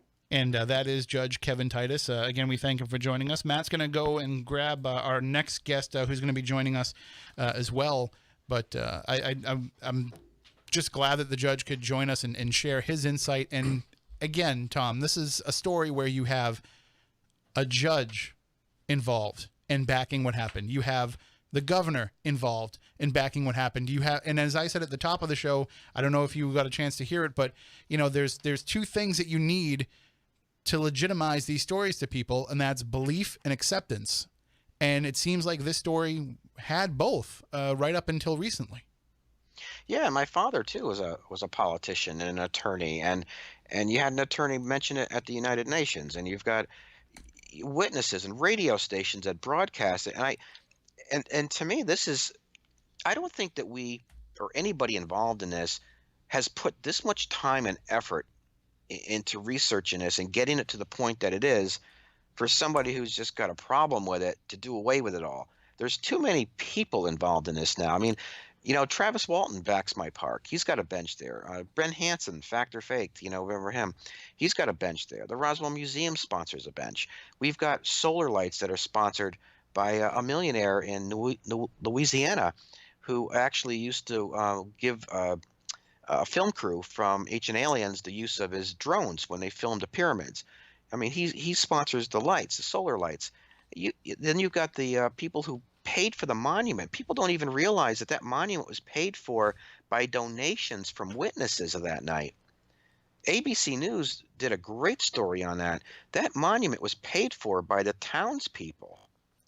And then you've got the landowner who offered his land to turn it into a park. These are all people that are getting slapped in the face because of Debbie Oberman, Rhonda Lombard, and Nadine from the town of Sheffield. This is absurd. Well, we have another guest on the line that can provide some more insight. Another verifying party, another organization that would not get involved with this unless they felt like it was worthy of putting their name on there, and their reputation, especially because of the nature of their work, they can't just randomly endorse any UFO case. So we have joining us on the line Beth Weigand she's the spokesperson for the Roswell UFO Museum. Beth, are you with us? I am. Did I say your name right? Is it Weigand?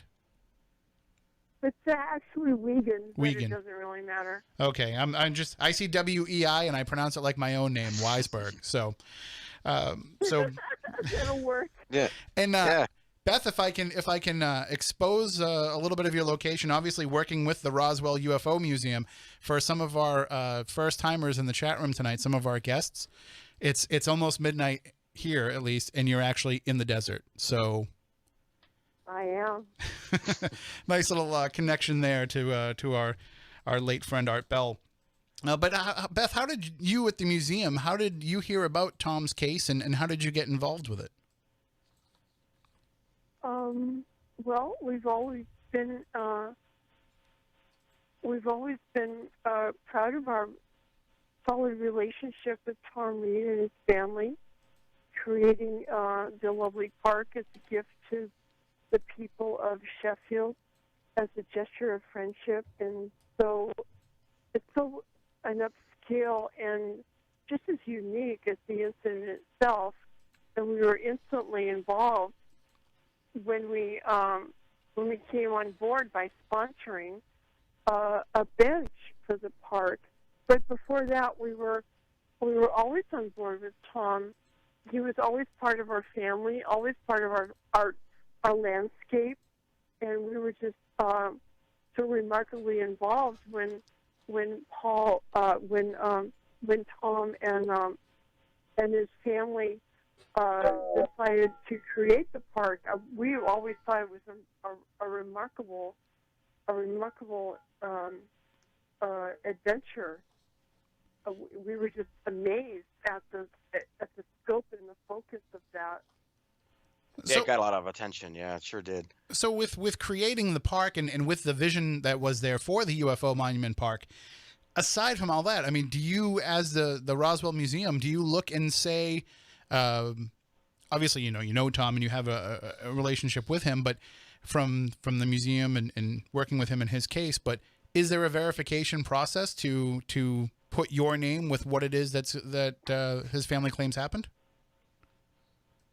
Oh, absolutely, absolutely.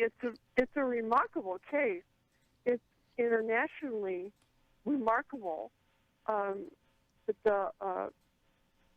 the incident itself and the display that we have in our museum.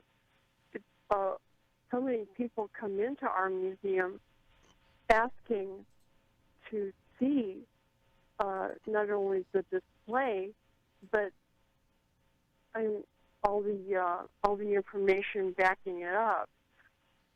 So many people come into our museum asking to see not only the display, but the back history to it. And The letters. It's actually, it's actually a remarkable incident.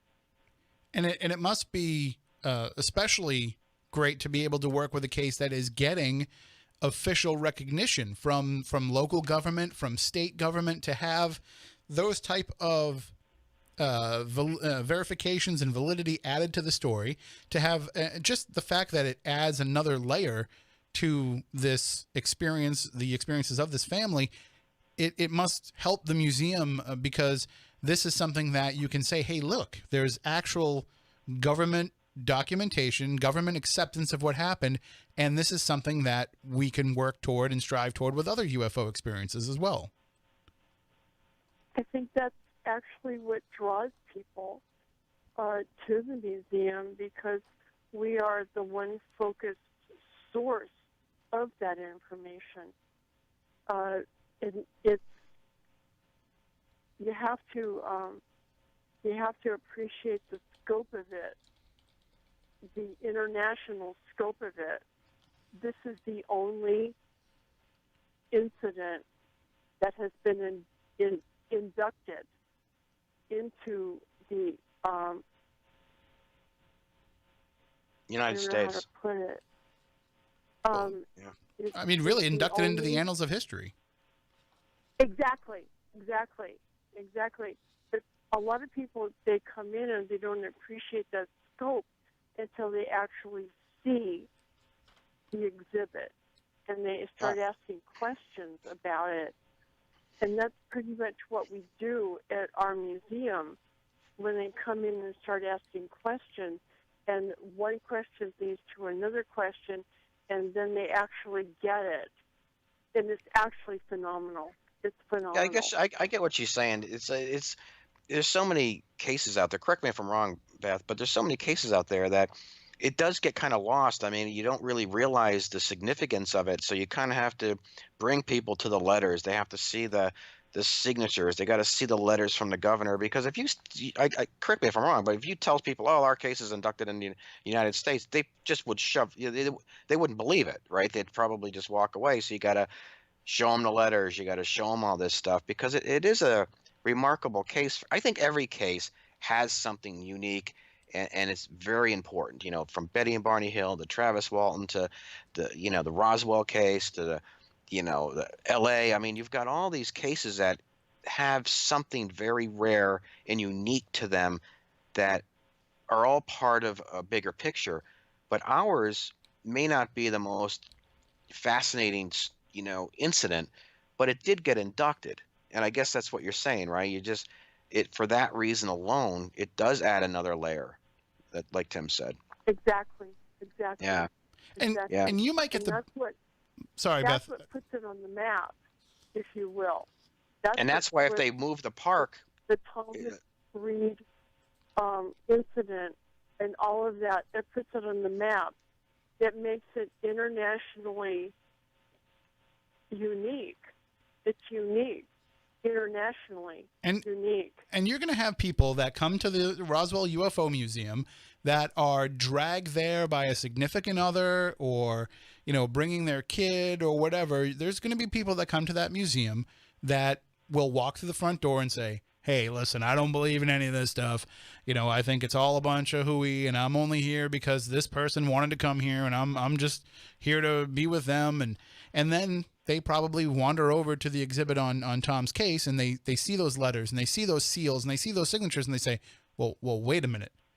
Now there's something to this, and that might be the one thing that opens their eyes to everything else that's in the museum suddenly becoming more valid. Well put, Tim.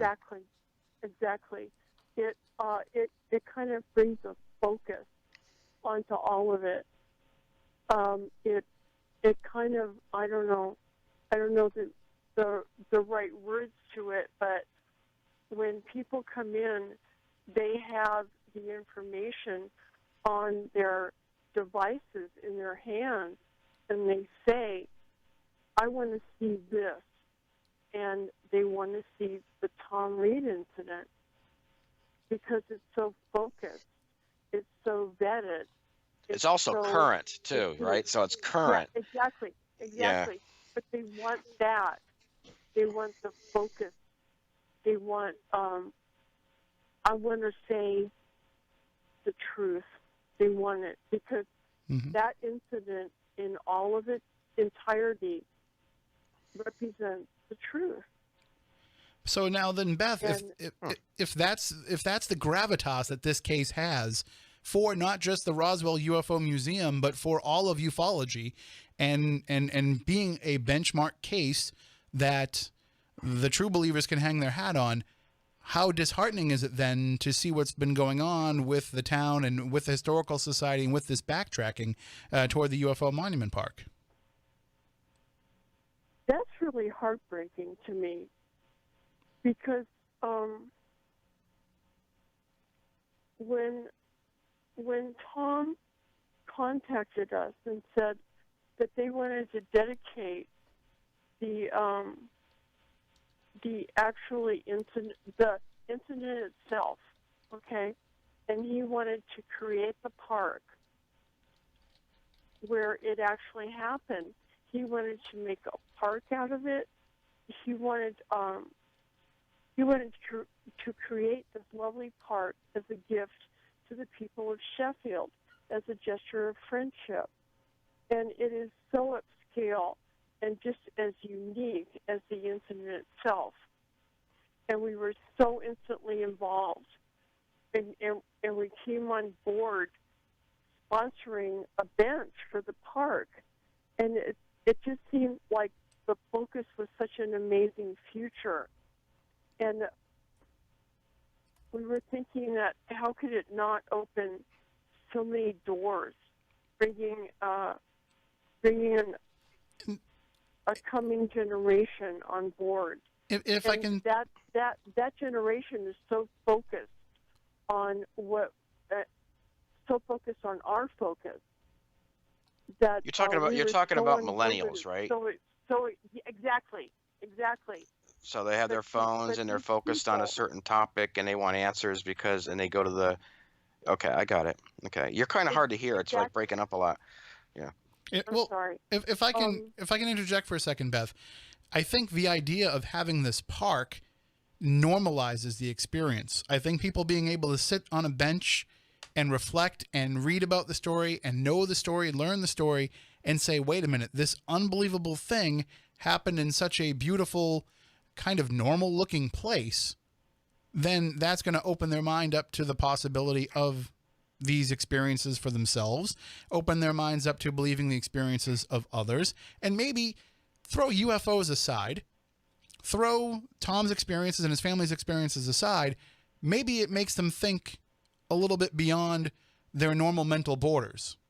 Doesn't matter that it's a UFO experience that is making them do that, but all of a sudden their worldview has shifted just enough that they can look at things through a different perspective. All from just some benches and a monument remembering this experience.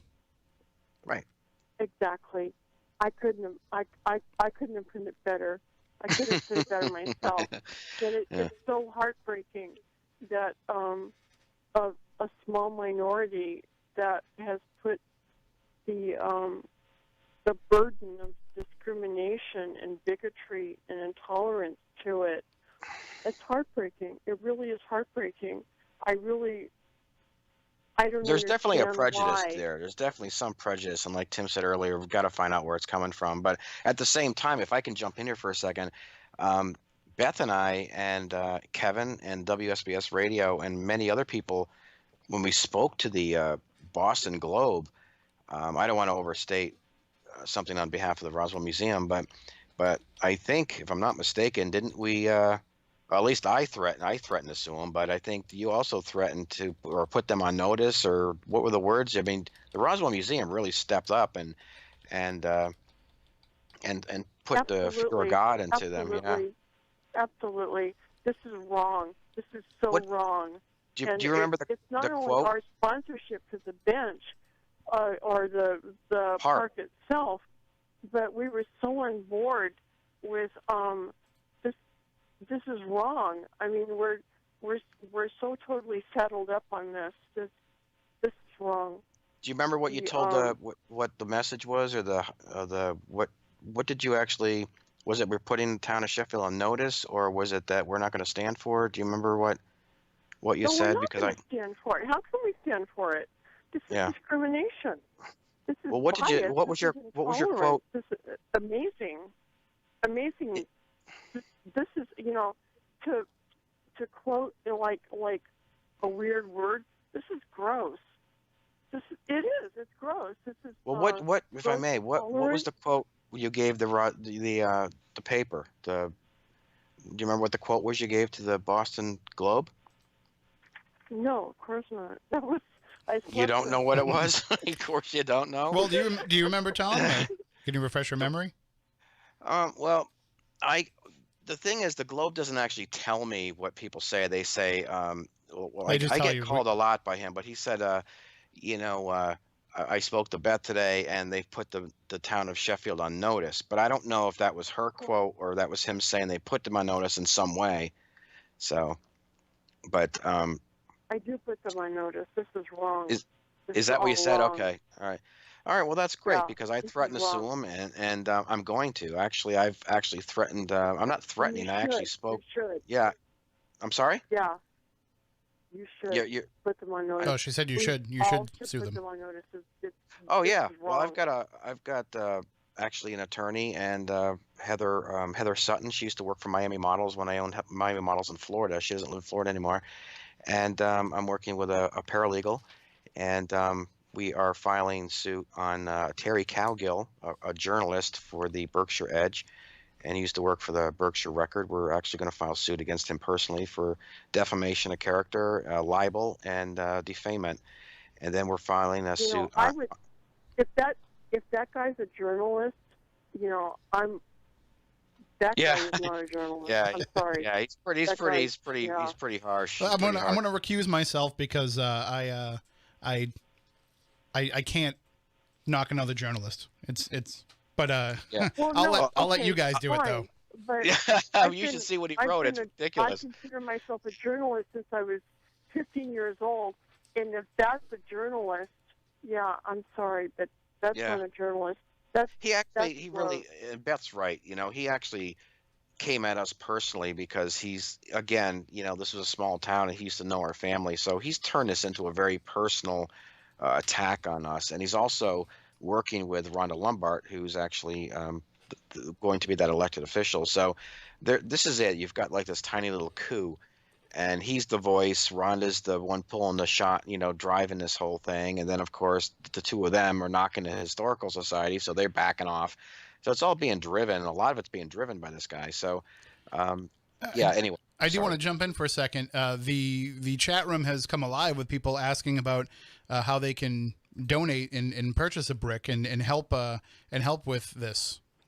That'd be fantastic. I give an email awesome. out.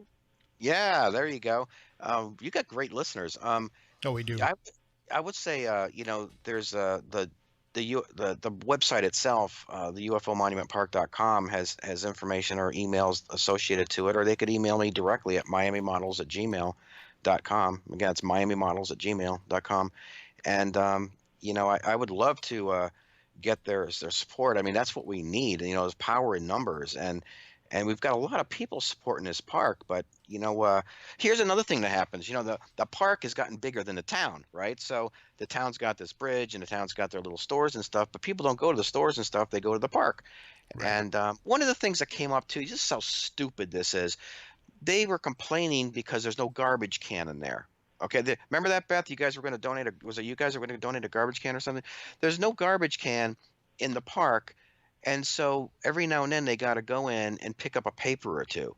And so their argument is, well, it's not our land, it's private property. Let the landowner pick it up.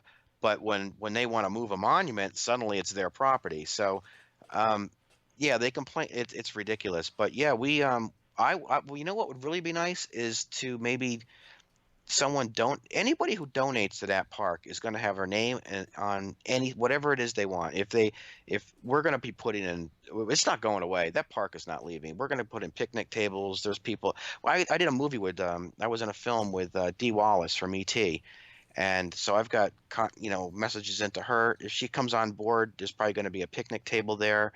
I talked to William Shatner. Well, you can't. You have to give her a table because you couldn't give her a rock because she's no longer D. Wallace Stone. Oh. But I have to get at least one lame joke in per show, and that's my quota for this week. So anyway, if anyone really wants to help, I would say, go there, get a picture there, whatever you can do. Anything they want to donate. Whether it's we're looking for a new sign. We are looking for a new sign for the park. So if there's a few people that want to contribute to a new sign, then their name would be on it, and it would just say, UFO Monument Park. So the donations are going to a particular piece, I should say, and anyone who wants to take part in that piece, that's how that'll unfold. So right now we've got the 2 benches. I'd love to get another bench, but they are actually very expensive. Those benches are $800 a piece. Wow. Whereas a sign might be a couple $100. So if 3 or 4 people pitch in $20 a piece, we can at least get it started. That kind of thing. So, is she still laughing? I think she is. That was my most Beth. I love you. That was my most successful joke of all time. Yeah. Once she gets to know me, then she'll be like, "Oh yeah, he's not that funny." Yeah. So anyway, that's tell your listeners I really appreciate the gesture, the help. Absolutely. And Beth, I think the air might be getting a little thin out there for you. Yeah, you okay, hon? Just checking in on you. Beth. Oh, that's funny. You're so funny. You're so cute. I'm gonna milk this. Sorry, Tom. I'm gonna milk this for all it's worth. It's the best laugh I've ever gotten. Right. Yeah. Okay. I'll shut up. Go ahead. Well, Beth, No, really. I think everybody should sponsor a bench in Tom's Park, and it'll be called Tom's Bench Park. There'll be like 1,000 benches in that park. Yeah. I think so. I mean, the way this audience is responding tonight, and of course, then once this goes out to podcast, and the video will be up on YouTube, and then the story is going to hit the newspapers. I think there's going to be a huge groundswell here. You know what, guys? You know what? Settle up, because this is wrong. And what you actually need is people to look at it and focus on it and see the wrong, and they need to settle up. We need to do this. We need to do this. This is wrong. This is all. We're not going to have a second chance. We're not going to have a second chance at this thing. If the town does decide that whether or not they're going to take this legally either way. So, what I'm saying is, if they decide to go, okay, we're going to move this stuff out of here, and we're going to worry about how we're going to let the chips fall where they will in court, because again, you're talking. It's not going to happen. No, it's not going to happen. I got a vision, and you know what? Mm-hmm. We're all going to settle up. This isn't going to happen. They're not going to take your part, babe. They're not going to do it. It's going to happen. They are not going to take your part. Yeah, All that right. would be a shame because They're I not don't gonna sell a do book. it. I, They're not going to do it. I'm sorry. Yeah, I don't sell a book. I've never made a cent, really. I've never been involved in this for any monetary gain. You know, we used our family's reputation. My father being a politician and a selectman, and I had some contacts because I had a modeling agency. So we did have some friends, and that I used to do runway for the Hard Rock Casino. I used to organize runway shows for Ocean Drive, and so we did meet some influential people that did actually get us on the news and helped us, get a voice. I mean, we did have some help there. I'm not going to deny that.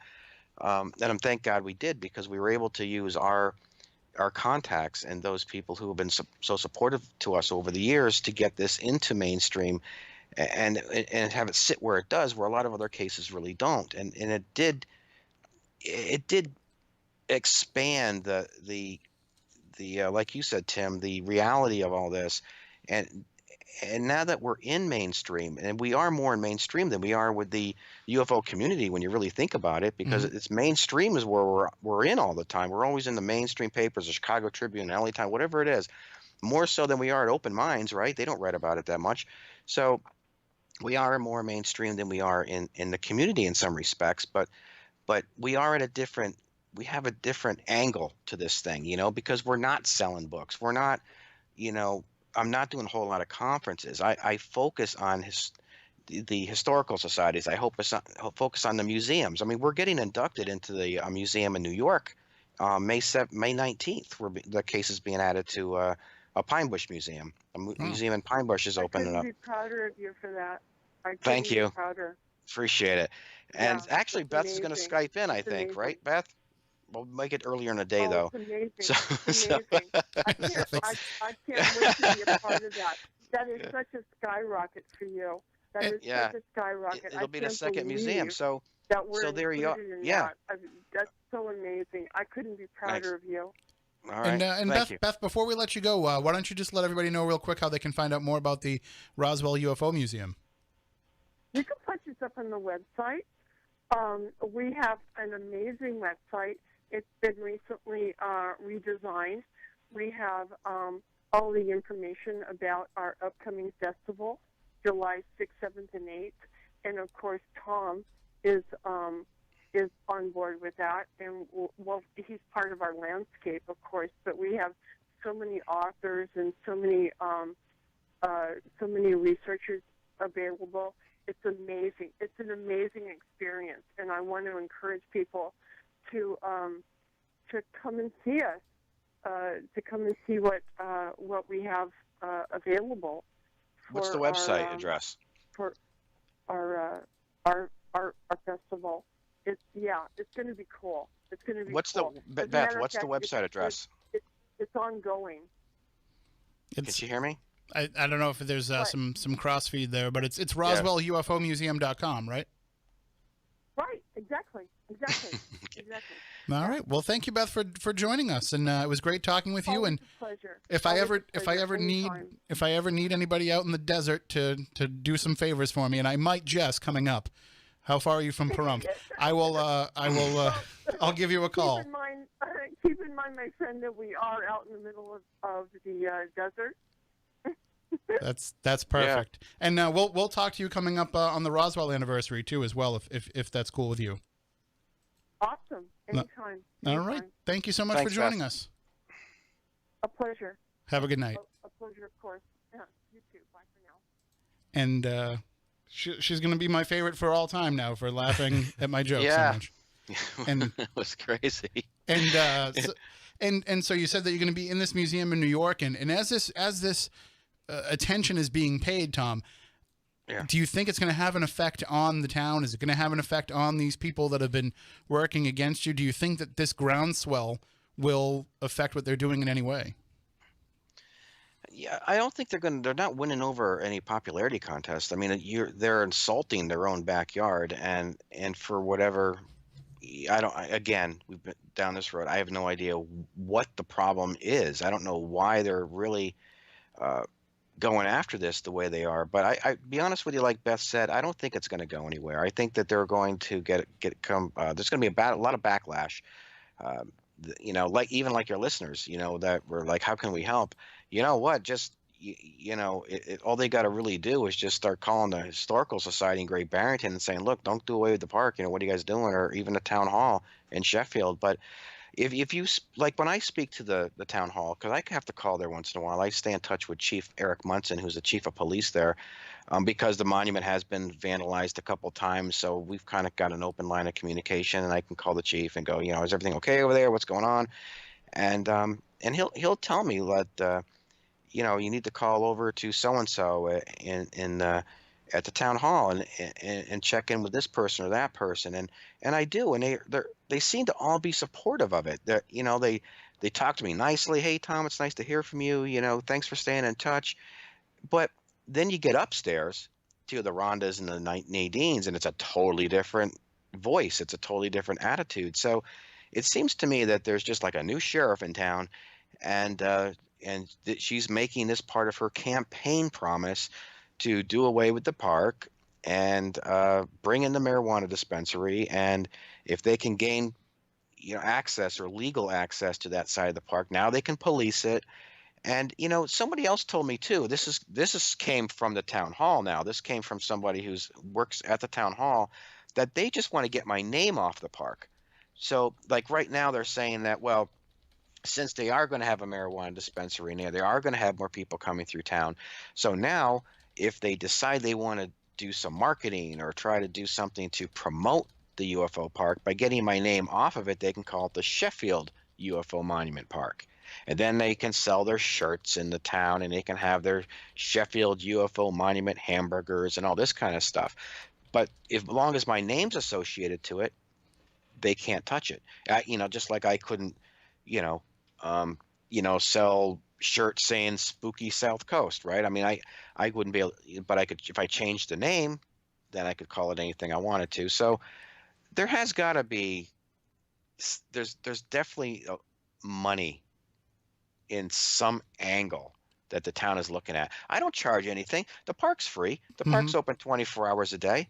Right? I've never sold a book in my life. But I think I need to write one to preserve it now. Well, you definitely should, with your experiences, absolutely. Especially not only your experiences with what you saw and what you went through, but also the experiences of the aftermath, and using this as a case study, as an example, to show people how much we still have to go to get the acceptance that we need. That even when we have something that's on that track of getting that acceptance, it can be so quickly derailed. But as soon as the town realizes that they can, and I'm sure you've mentioned it to them, but when they see Roswell, when they see Point Pleasant, when they see some of these other towns where Exeter. Yeah, Exeter is a great example. And when they see these examples of how these towns have turned this into tourism money and turned it into attention and turned it into notoriety, and with it tax revenue and tax benefit, then I think they'll start to get on board. We see this all the time when we try to get into haunted places to try to put on, or allegedly haunted places, historical places, to try to put on events. We're doing these events to benefit them and help them raise money because they're not getting the tourism dollars, but it takes them a long time sometimes to see what it is that we're doing and the value in it. To get on board with you, yeah. Well, this is an interesting. This is going to play out. Whatever's going to happen is going to happen quickly. I do believe that, because Rhonda, if she gets elected, she's getting elected on the 7th. So that is actually, I guess that goes to a vote on the 7th or 8th. So I guess it's Monday. I think the town hall votes on Monday. So, I mean, and to be fair, we always like to present the different sides of the story. We'll invite them to come on and share their side if they want to, but I just got a feeling they're not going to want to comment on it. Yeah, wouldn't that? Yeah, actually, WSBS actually called the town hall and asked Rhonda if she wanted to go on, and she never even got back to him either. So, but here's the thing, right? This is why we went outside to the larger papers too. The local, the big fish in a small pond thing. We got control of this small. Nobody's going to come in and tell us what to do or turn our town inside out. You know what they had that local journalist. They said in the paper that they didn't like the wackadoodles. That was a term that they used. They did not like the wackadoodles, which I thought, really? And then they said, we don't need that kind coming into town.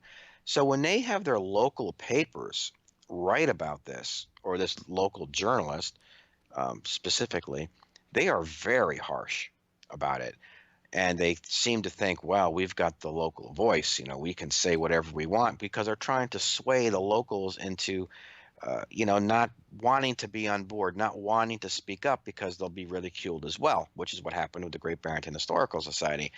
But when I take it to the Boston Globe and I call Dugan, or I call, you know, Billy Baker, who covered it originally, or I call ABC News New York or Heather Covier, suddenly now it gets picked up and it starts circulating internationally, and now they don't like it because they can't sway that press. They can only control the little local press.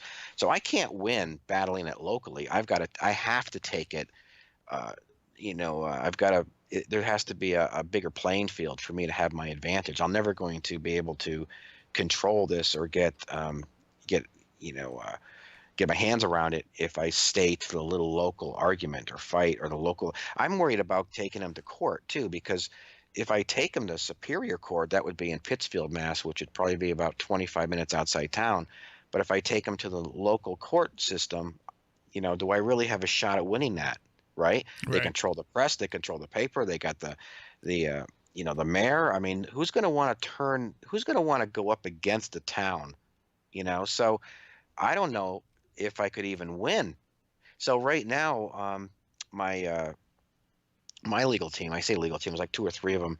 Well, actually, I got a lot of lawyers in Florida too that know me, and they're all giving me advice. And then I've got Scott Madden, who actually is a millionaire in St. Pete Beach, who I've known since I was a kid. He called me today, and he's like, listen, if you need an extra, $5,000-$10,000, let me know. It's yours to file. And I literally said that to me not even 5 hours ago. Of course, I didn't take him up on it because I'm okay right now, but it was nice to hear that, you know. Right, so just I've have got the a lot support, of right, yeah. right, yeah. He actually he sold a company to, I think it was 3M, for like $3.5 million, and just bought a $600,000 catamaran. So for him to give me 50, let's say $5,000 or $10,000. I don't think it'll break him. No, it's not going to break him. So, but he also knows I can win this, right? He also knows that there's a lot of there's something else driving this, and that's, I think, if I know what the hurdle is, I can overcome it. I just don't know what the hurdle is. I don't know like you said, I don't know what's really the why here. And so then again, if I don't know the why, I don't know who's behind it, I don't know what court to take it to. Mm-hmm. You don't. So it's not a fair fight unless you know who you're fighting. Well said, and that's exactly it. So if I go to the Great Barrington Courthouse, which is in their backyard, and file small claims, let's say I file a small claims court, which case in court, which I'm going to do anyway, because here's my angle on this thing. To be honest with you, how I'm going to proceed. Okay, I'm filing 2 lawsuits probably in the next 2 weeks on 2 individuals, not the town itself, because I don't know if the town is really behind it. I don't want to insult. You don't know if it's the machinations of just a couple of people, or there you go. Right. So I'm going to file on the individuals themselves and see who comes to support them. And if I take them to small claims, and I only say $2,500 lawsuit, right, just something little like that, right, it's going to cost them more to lawyer up than it is to file, no contest or guilty plea, right? So I could actually win very easily by keeping the amounts low and then taking them to small claims for defamation. Once I've got them for defamation, then I can go after. Then I've proved that they've lied. Now I can go after the newspapers for libel because they printed a lie that was already proven to be a lie in court. That's where the big case comes from. It comes from libel, for printing things that are not true. Right, absolutely. And we've got some people in the chat room who are, cautioning you not to give away your legal strategy, but just putting it out there could be enough to scare them into, compliance. But I do have to wrap things up a little bit, Tom. We've actually gone over time a little bit. Why don't you let everybody know how they can keep up with everything with the website and with you on social media, and they can follow along with the story and also reach out to be able to donate, because we've already got somebody asking how much for 2 bricks. Well, there isn't any bricks there, actually. It's really grass and stuff. But I say we start building something with some bricks because they want to buy them.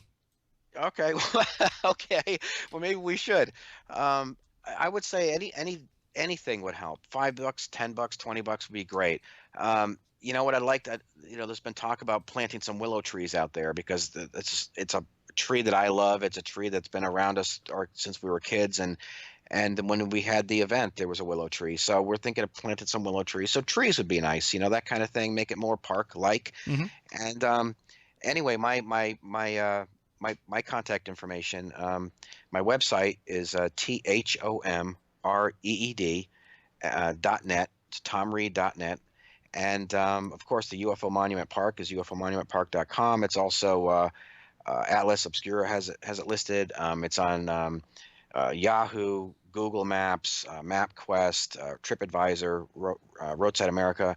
And that's the other thing. It's become a destination spot. A lot of people like the park. And if you saw the park 5 years ago, it was nothing but weeds and grass that came up to your knees or your waist. Now it's a beautiful park. And I'll tell you something. I know you got to go, but if you go to the website, you'll actually see the kids, fixing up the park. People chainsawing down branches. People, they weren't paid. They came and they just did out of the goodness of their heart because they remember something or their brother or sister remembered something. If you go to the UFOMonumentPark.com and look at all the pictures, those people just out of the goodness of their heart went up there and helped clean it up. They brought a truck full of mulch. They brought pickup trucks full of mulch. Wow. Rocks were delivered. People were out there scrubbing off the rocks and cleaning them up and putting down stone. It's amazing the outpouring for this park, and to lose it would just be, like she said, it would just be an injustice. And the fact that something that is so beyond humanity, an experience that is something kind of outside of us, brings us closer together and gives people a reason to work hand in hand and to do something nice for each other. And I think that that's a message that goes beyond whatever it is that was the original impetus for this to happen. The fact that it can be such a unifying thing is probably of the utmost importance. Well, listen to your listeners. How do I sponsor a brick? No one asked them for anything. Mm-hmm. See what I mean? And it's so, yeah, I'm sorry. Well, I was going to say, night. we'll just keep we'll keep pushing them to the website and make sure that anybody that wants to donate and wants to find out more, if for some reason you need more information, you can always check us out too as well. Email us spookycrew@spookysouthcoast.com and we'll get you in touch with Thom. Thom, thank you for joining us and for sharing all this information and for helping us kind of understand everything that's going on and really get the word out there. I hope that this is going to be a big backlash and that we will I don't want to say wrest them into submission, but we'll get the fight to dissipate against you and get things rolling the way they should be. Well, thanks so much, Tim and Matt. Thanks again for having me. And anytime, guys, just give me a call. I'd love to come back on. Thank you so much. Thank you. Have a great night. Have a good night, Tom. Good night, buddy. Bye-bye. And that is Thom Reed. Again, you can check out his website, thomreed.com. That's THOMREED. And then, of course, UFOMonumentPark.com. And just the final couple of moments that we have before we go, just want to remind everybody about Parabox Monthly. If you want to get some really cool t-shirts, silkscreen t-shirts, nice, soft, comfortable t-shirts that are super comfortable. This is, this is a Spooky South Coast shirt that I've been wearing for 12 years. And I've kind of worn it into, they were comfortable to begin with, but I've kind of worn it into where I want it. You don't have to worry about that with Parabox Monthly. Comes automatically soft, cushy. It's like wearing an old frild. It's almost like you were wearing the skin of somebody who had passed away. Okay, Buffalo Bill. Right, but no, in all actuality, they're great silkscreen t-shirts. You'll be engrossed by the t-shirt, though, because there's a puzzle built into it. Codes, ciphers, riddles, numbers, images, other hidden gems that you need to figure out for yourself while you're wearing a shirt. So it's not just clothing. It's also an adventure. So you can find out about how you can get involved with a month-to-month plan, a 3-month plan, a 6-month plan. No contracts. You can cancel anytime. Give it a try. You've got nothing to lose. Well, maybe you lose the puzzle if you don't figure it out. But they have paranormal themes like ghosts and haunted locations, UFO encounters and aliens, folklore and legends, cryptozoology, and urban legends. All of that available from Parabox Monthly. Just go to paraboxmonthly.com. Use the promo code SPOOKYLIVE and you'll save 10% on your order. So again, paraboxmonthly.com. Use this promo code SPOOKYLIVE. And that about does it for this week's show.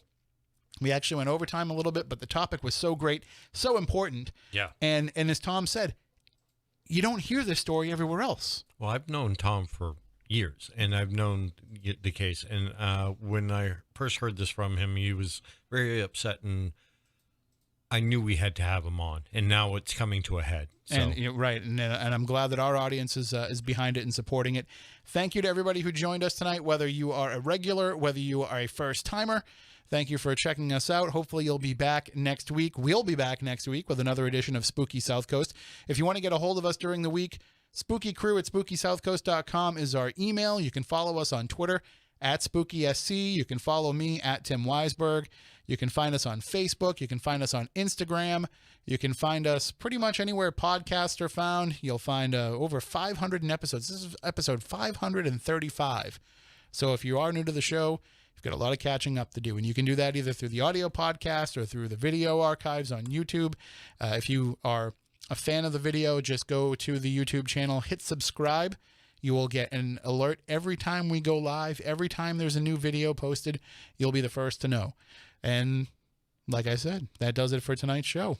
We've gone overtime. I'm already ready to pack it in and go to bed. Not really. I'm so jazzed up from the show now. I'm going to be, researching Especially things all night long. Yeah, well, that's the greatest joke I'm ever going to tell, apparently. So until next week, for Matt, for Stephanie, who's out of the studio tonight, for everybody involved with the show, we want you all to stay spooktacular.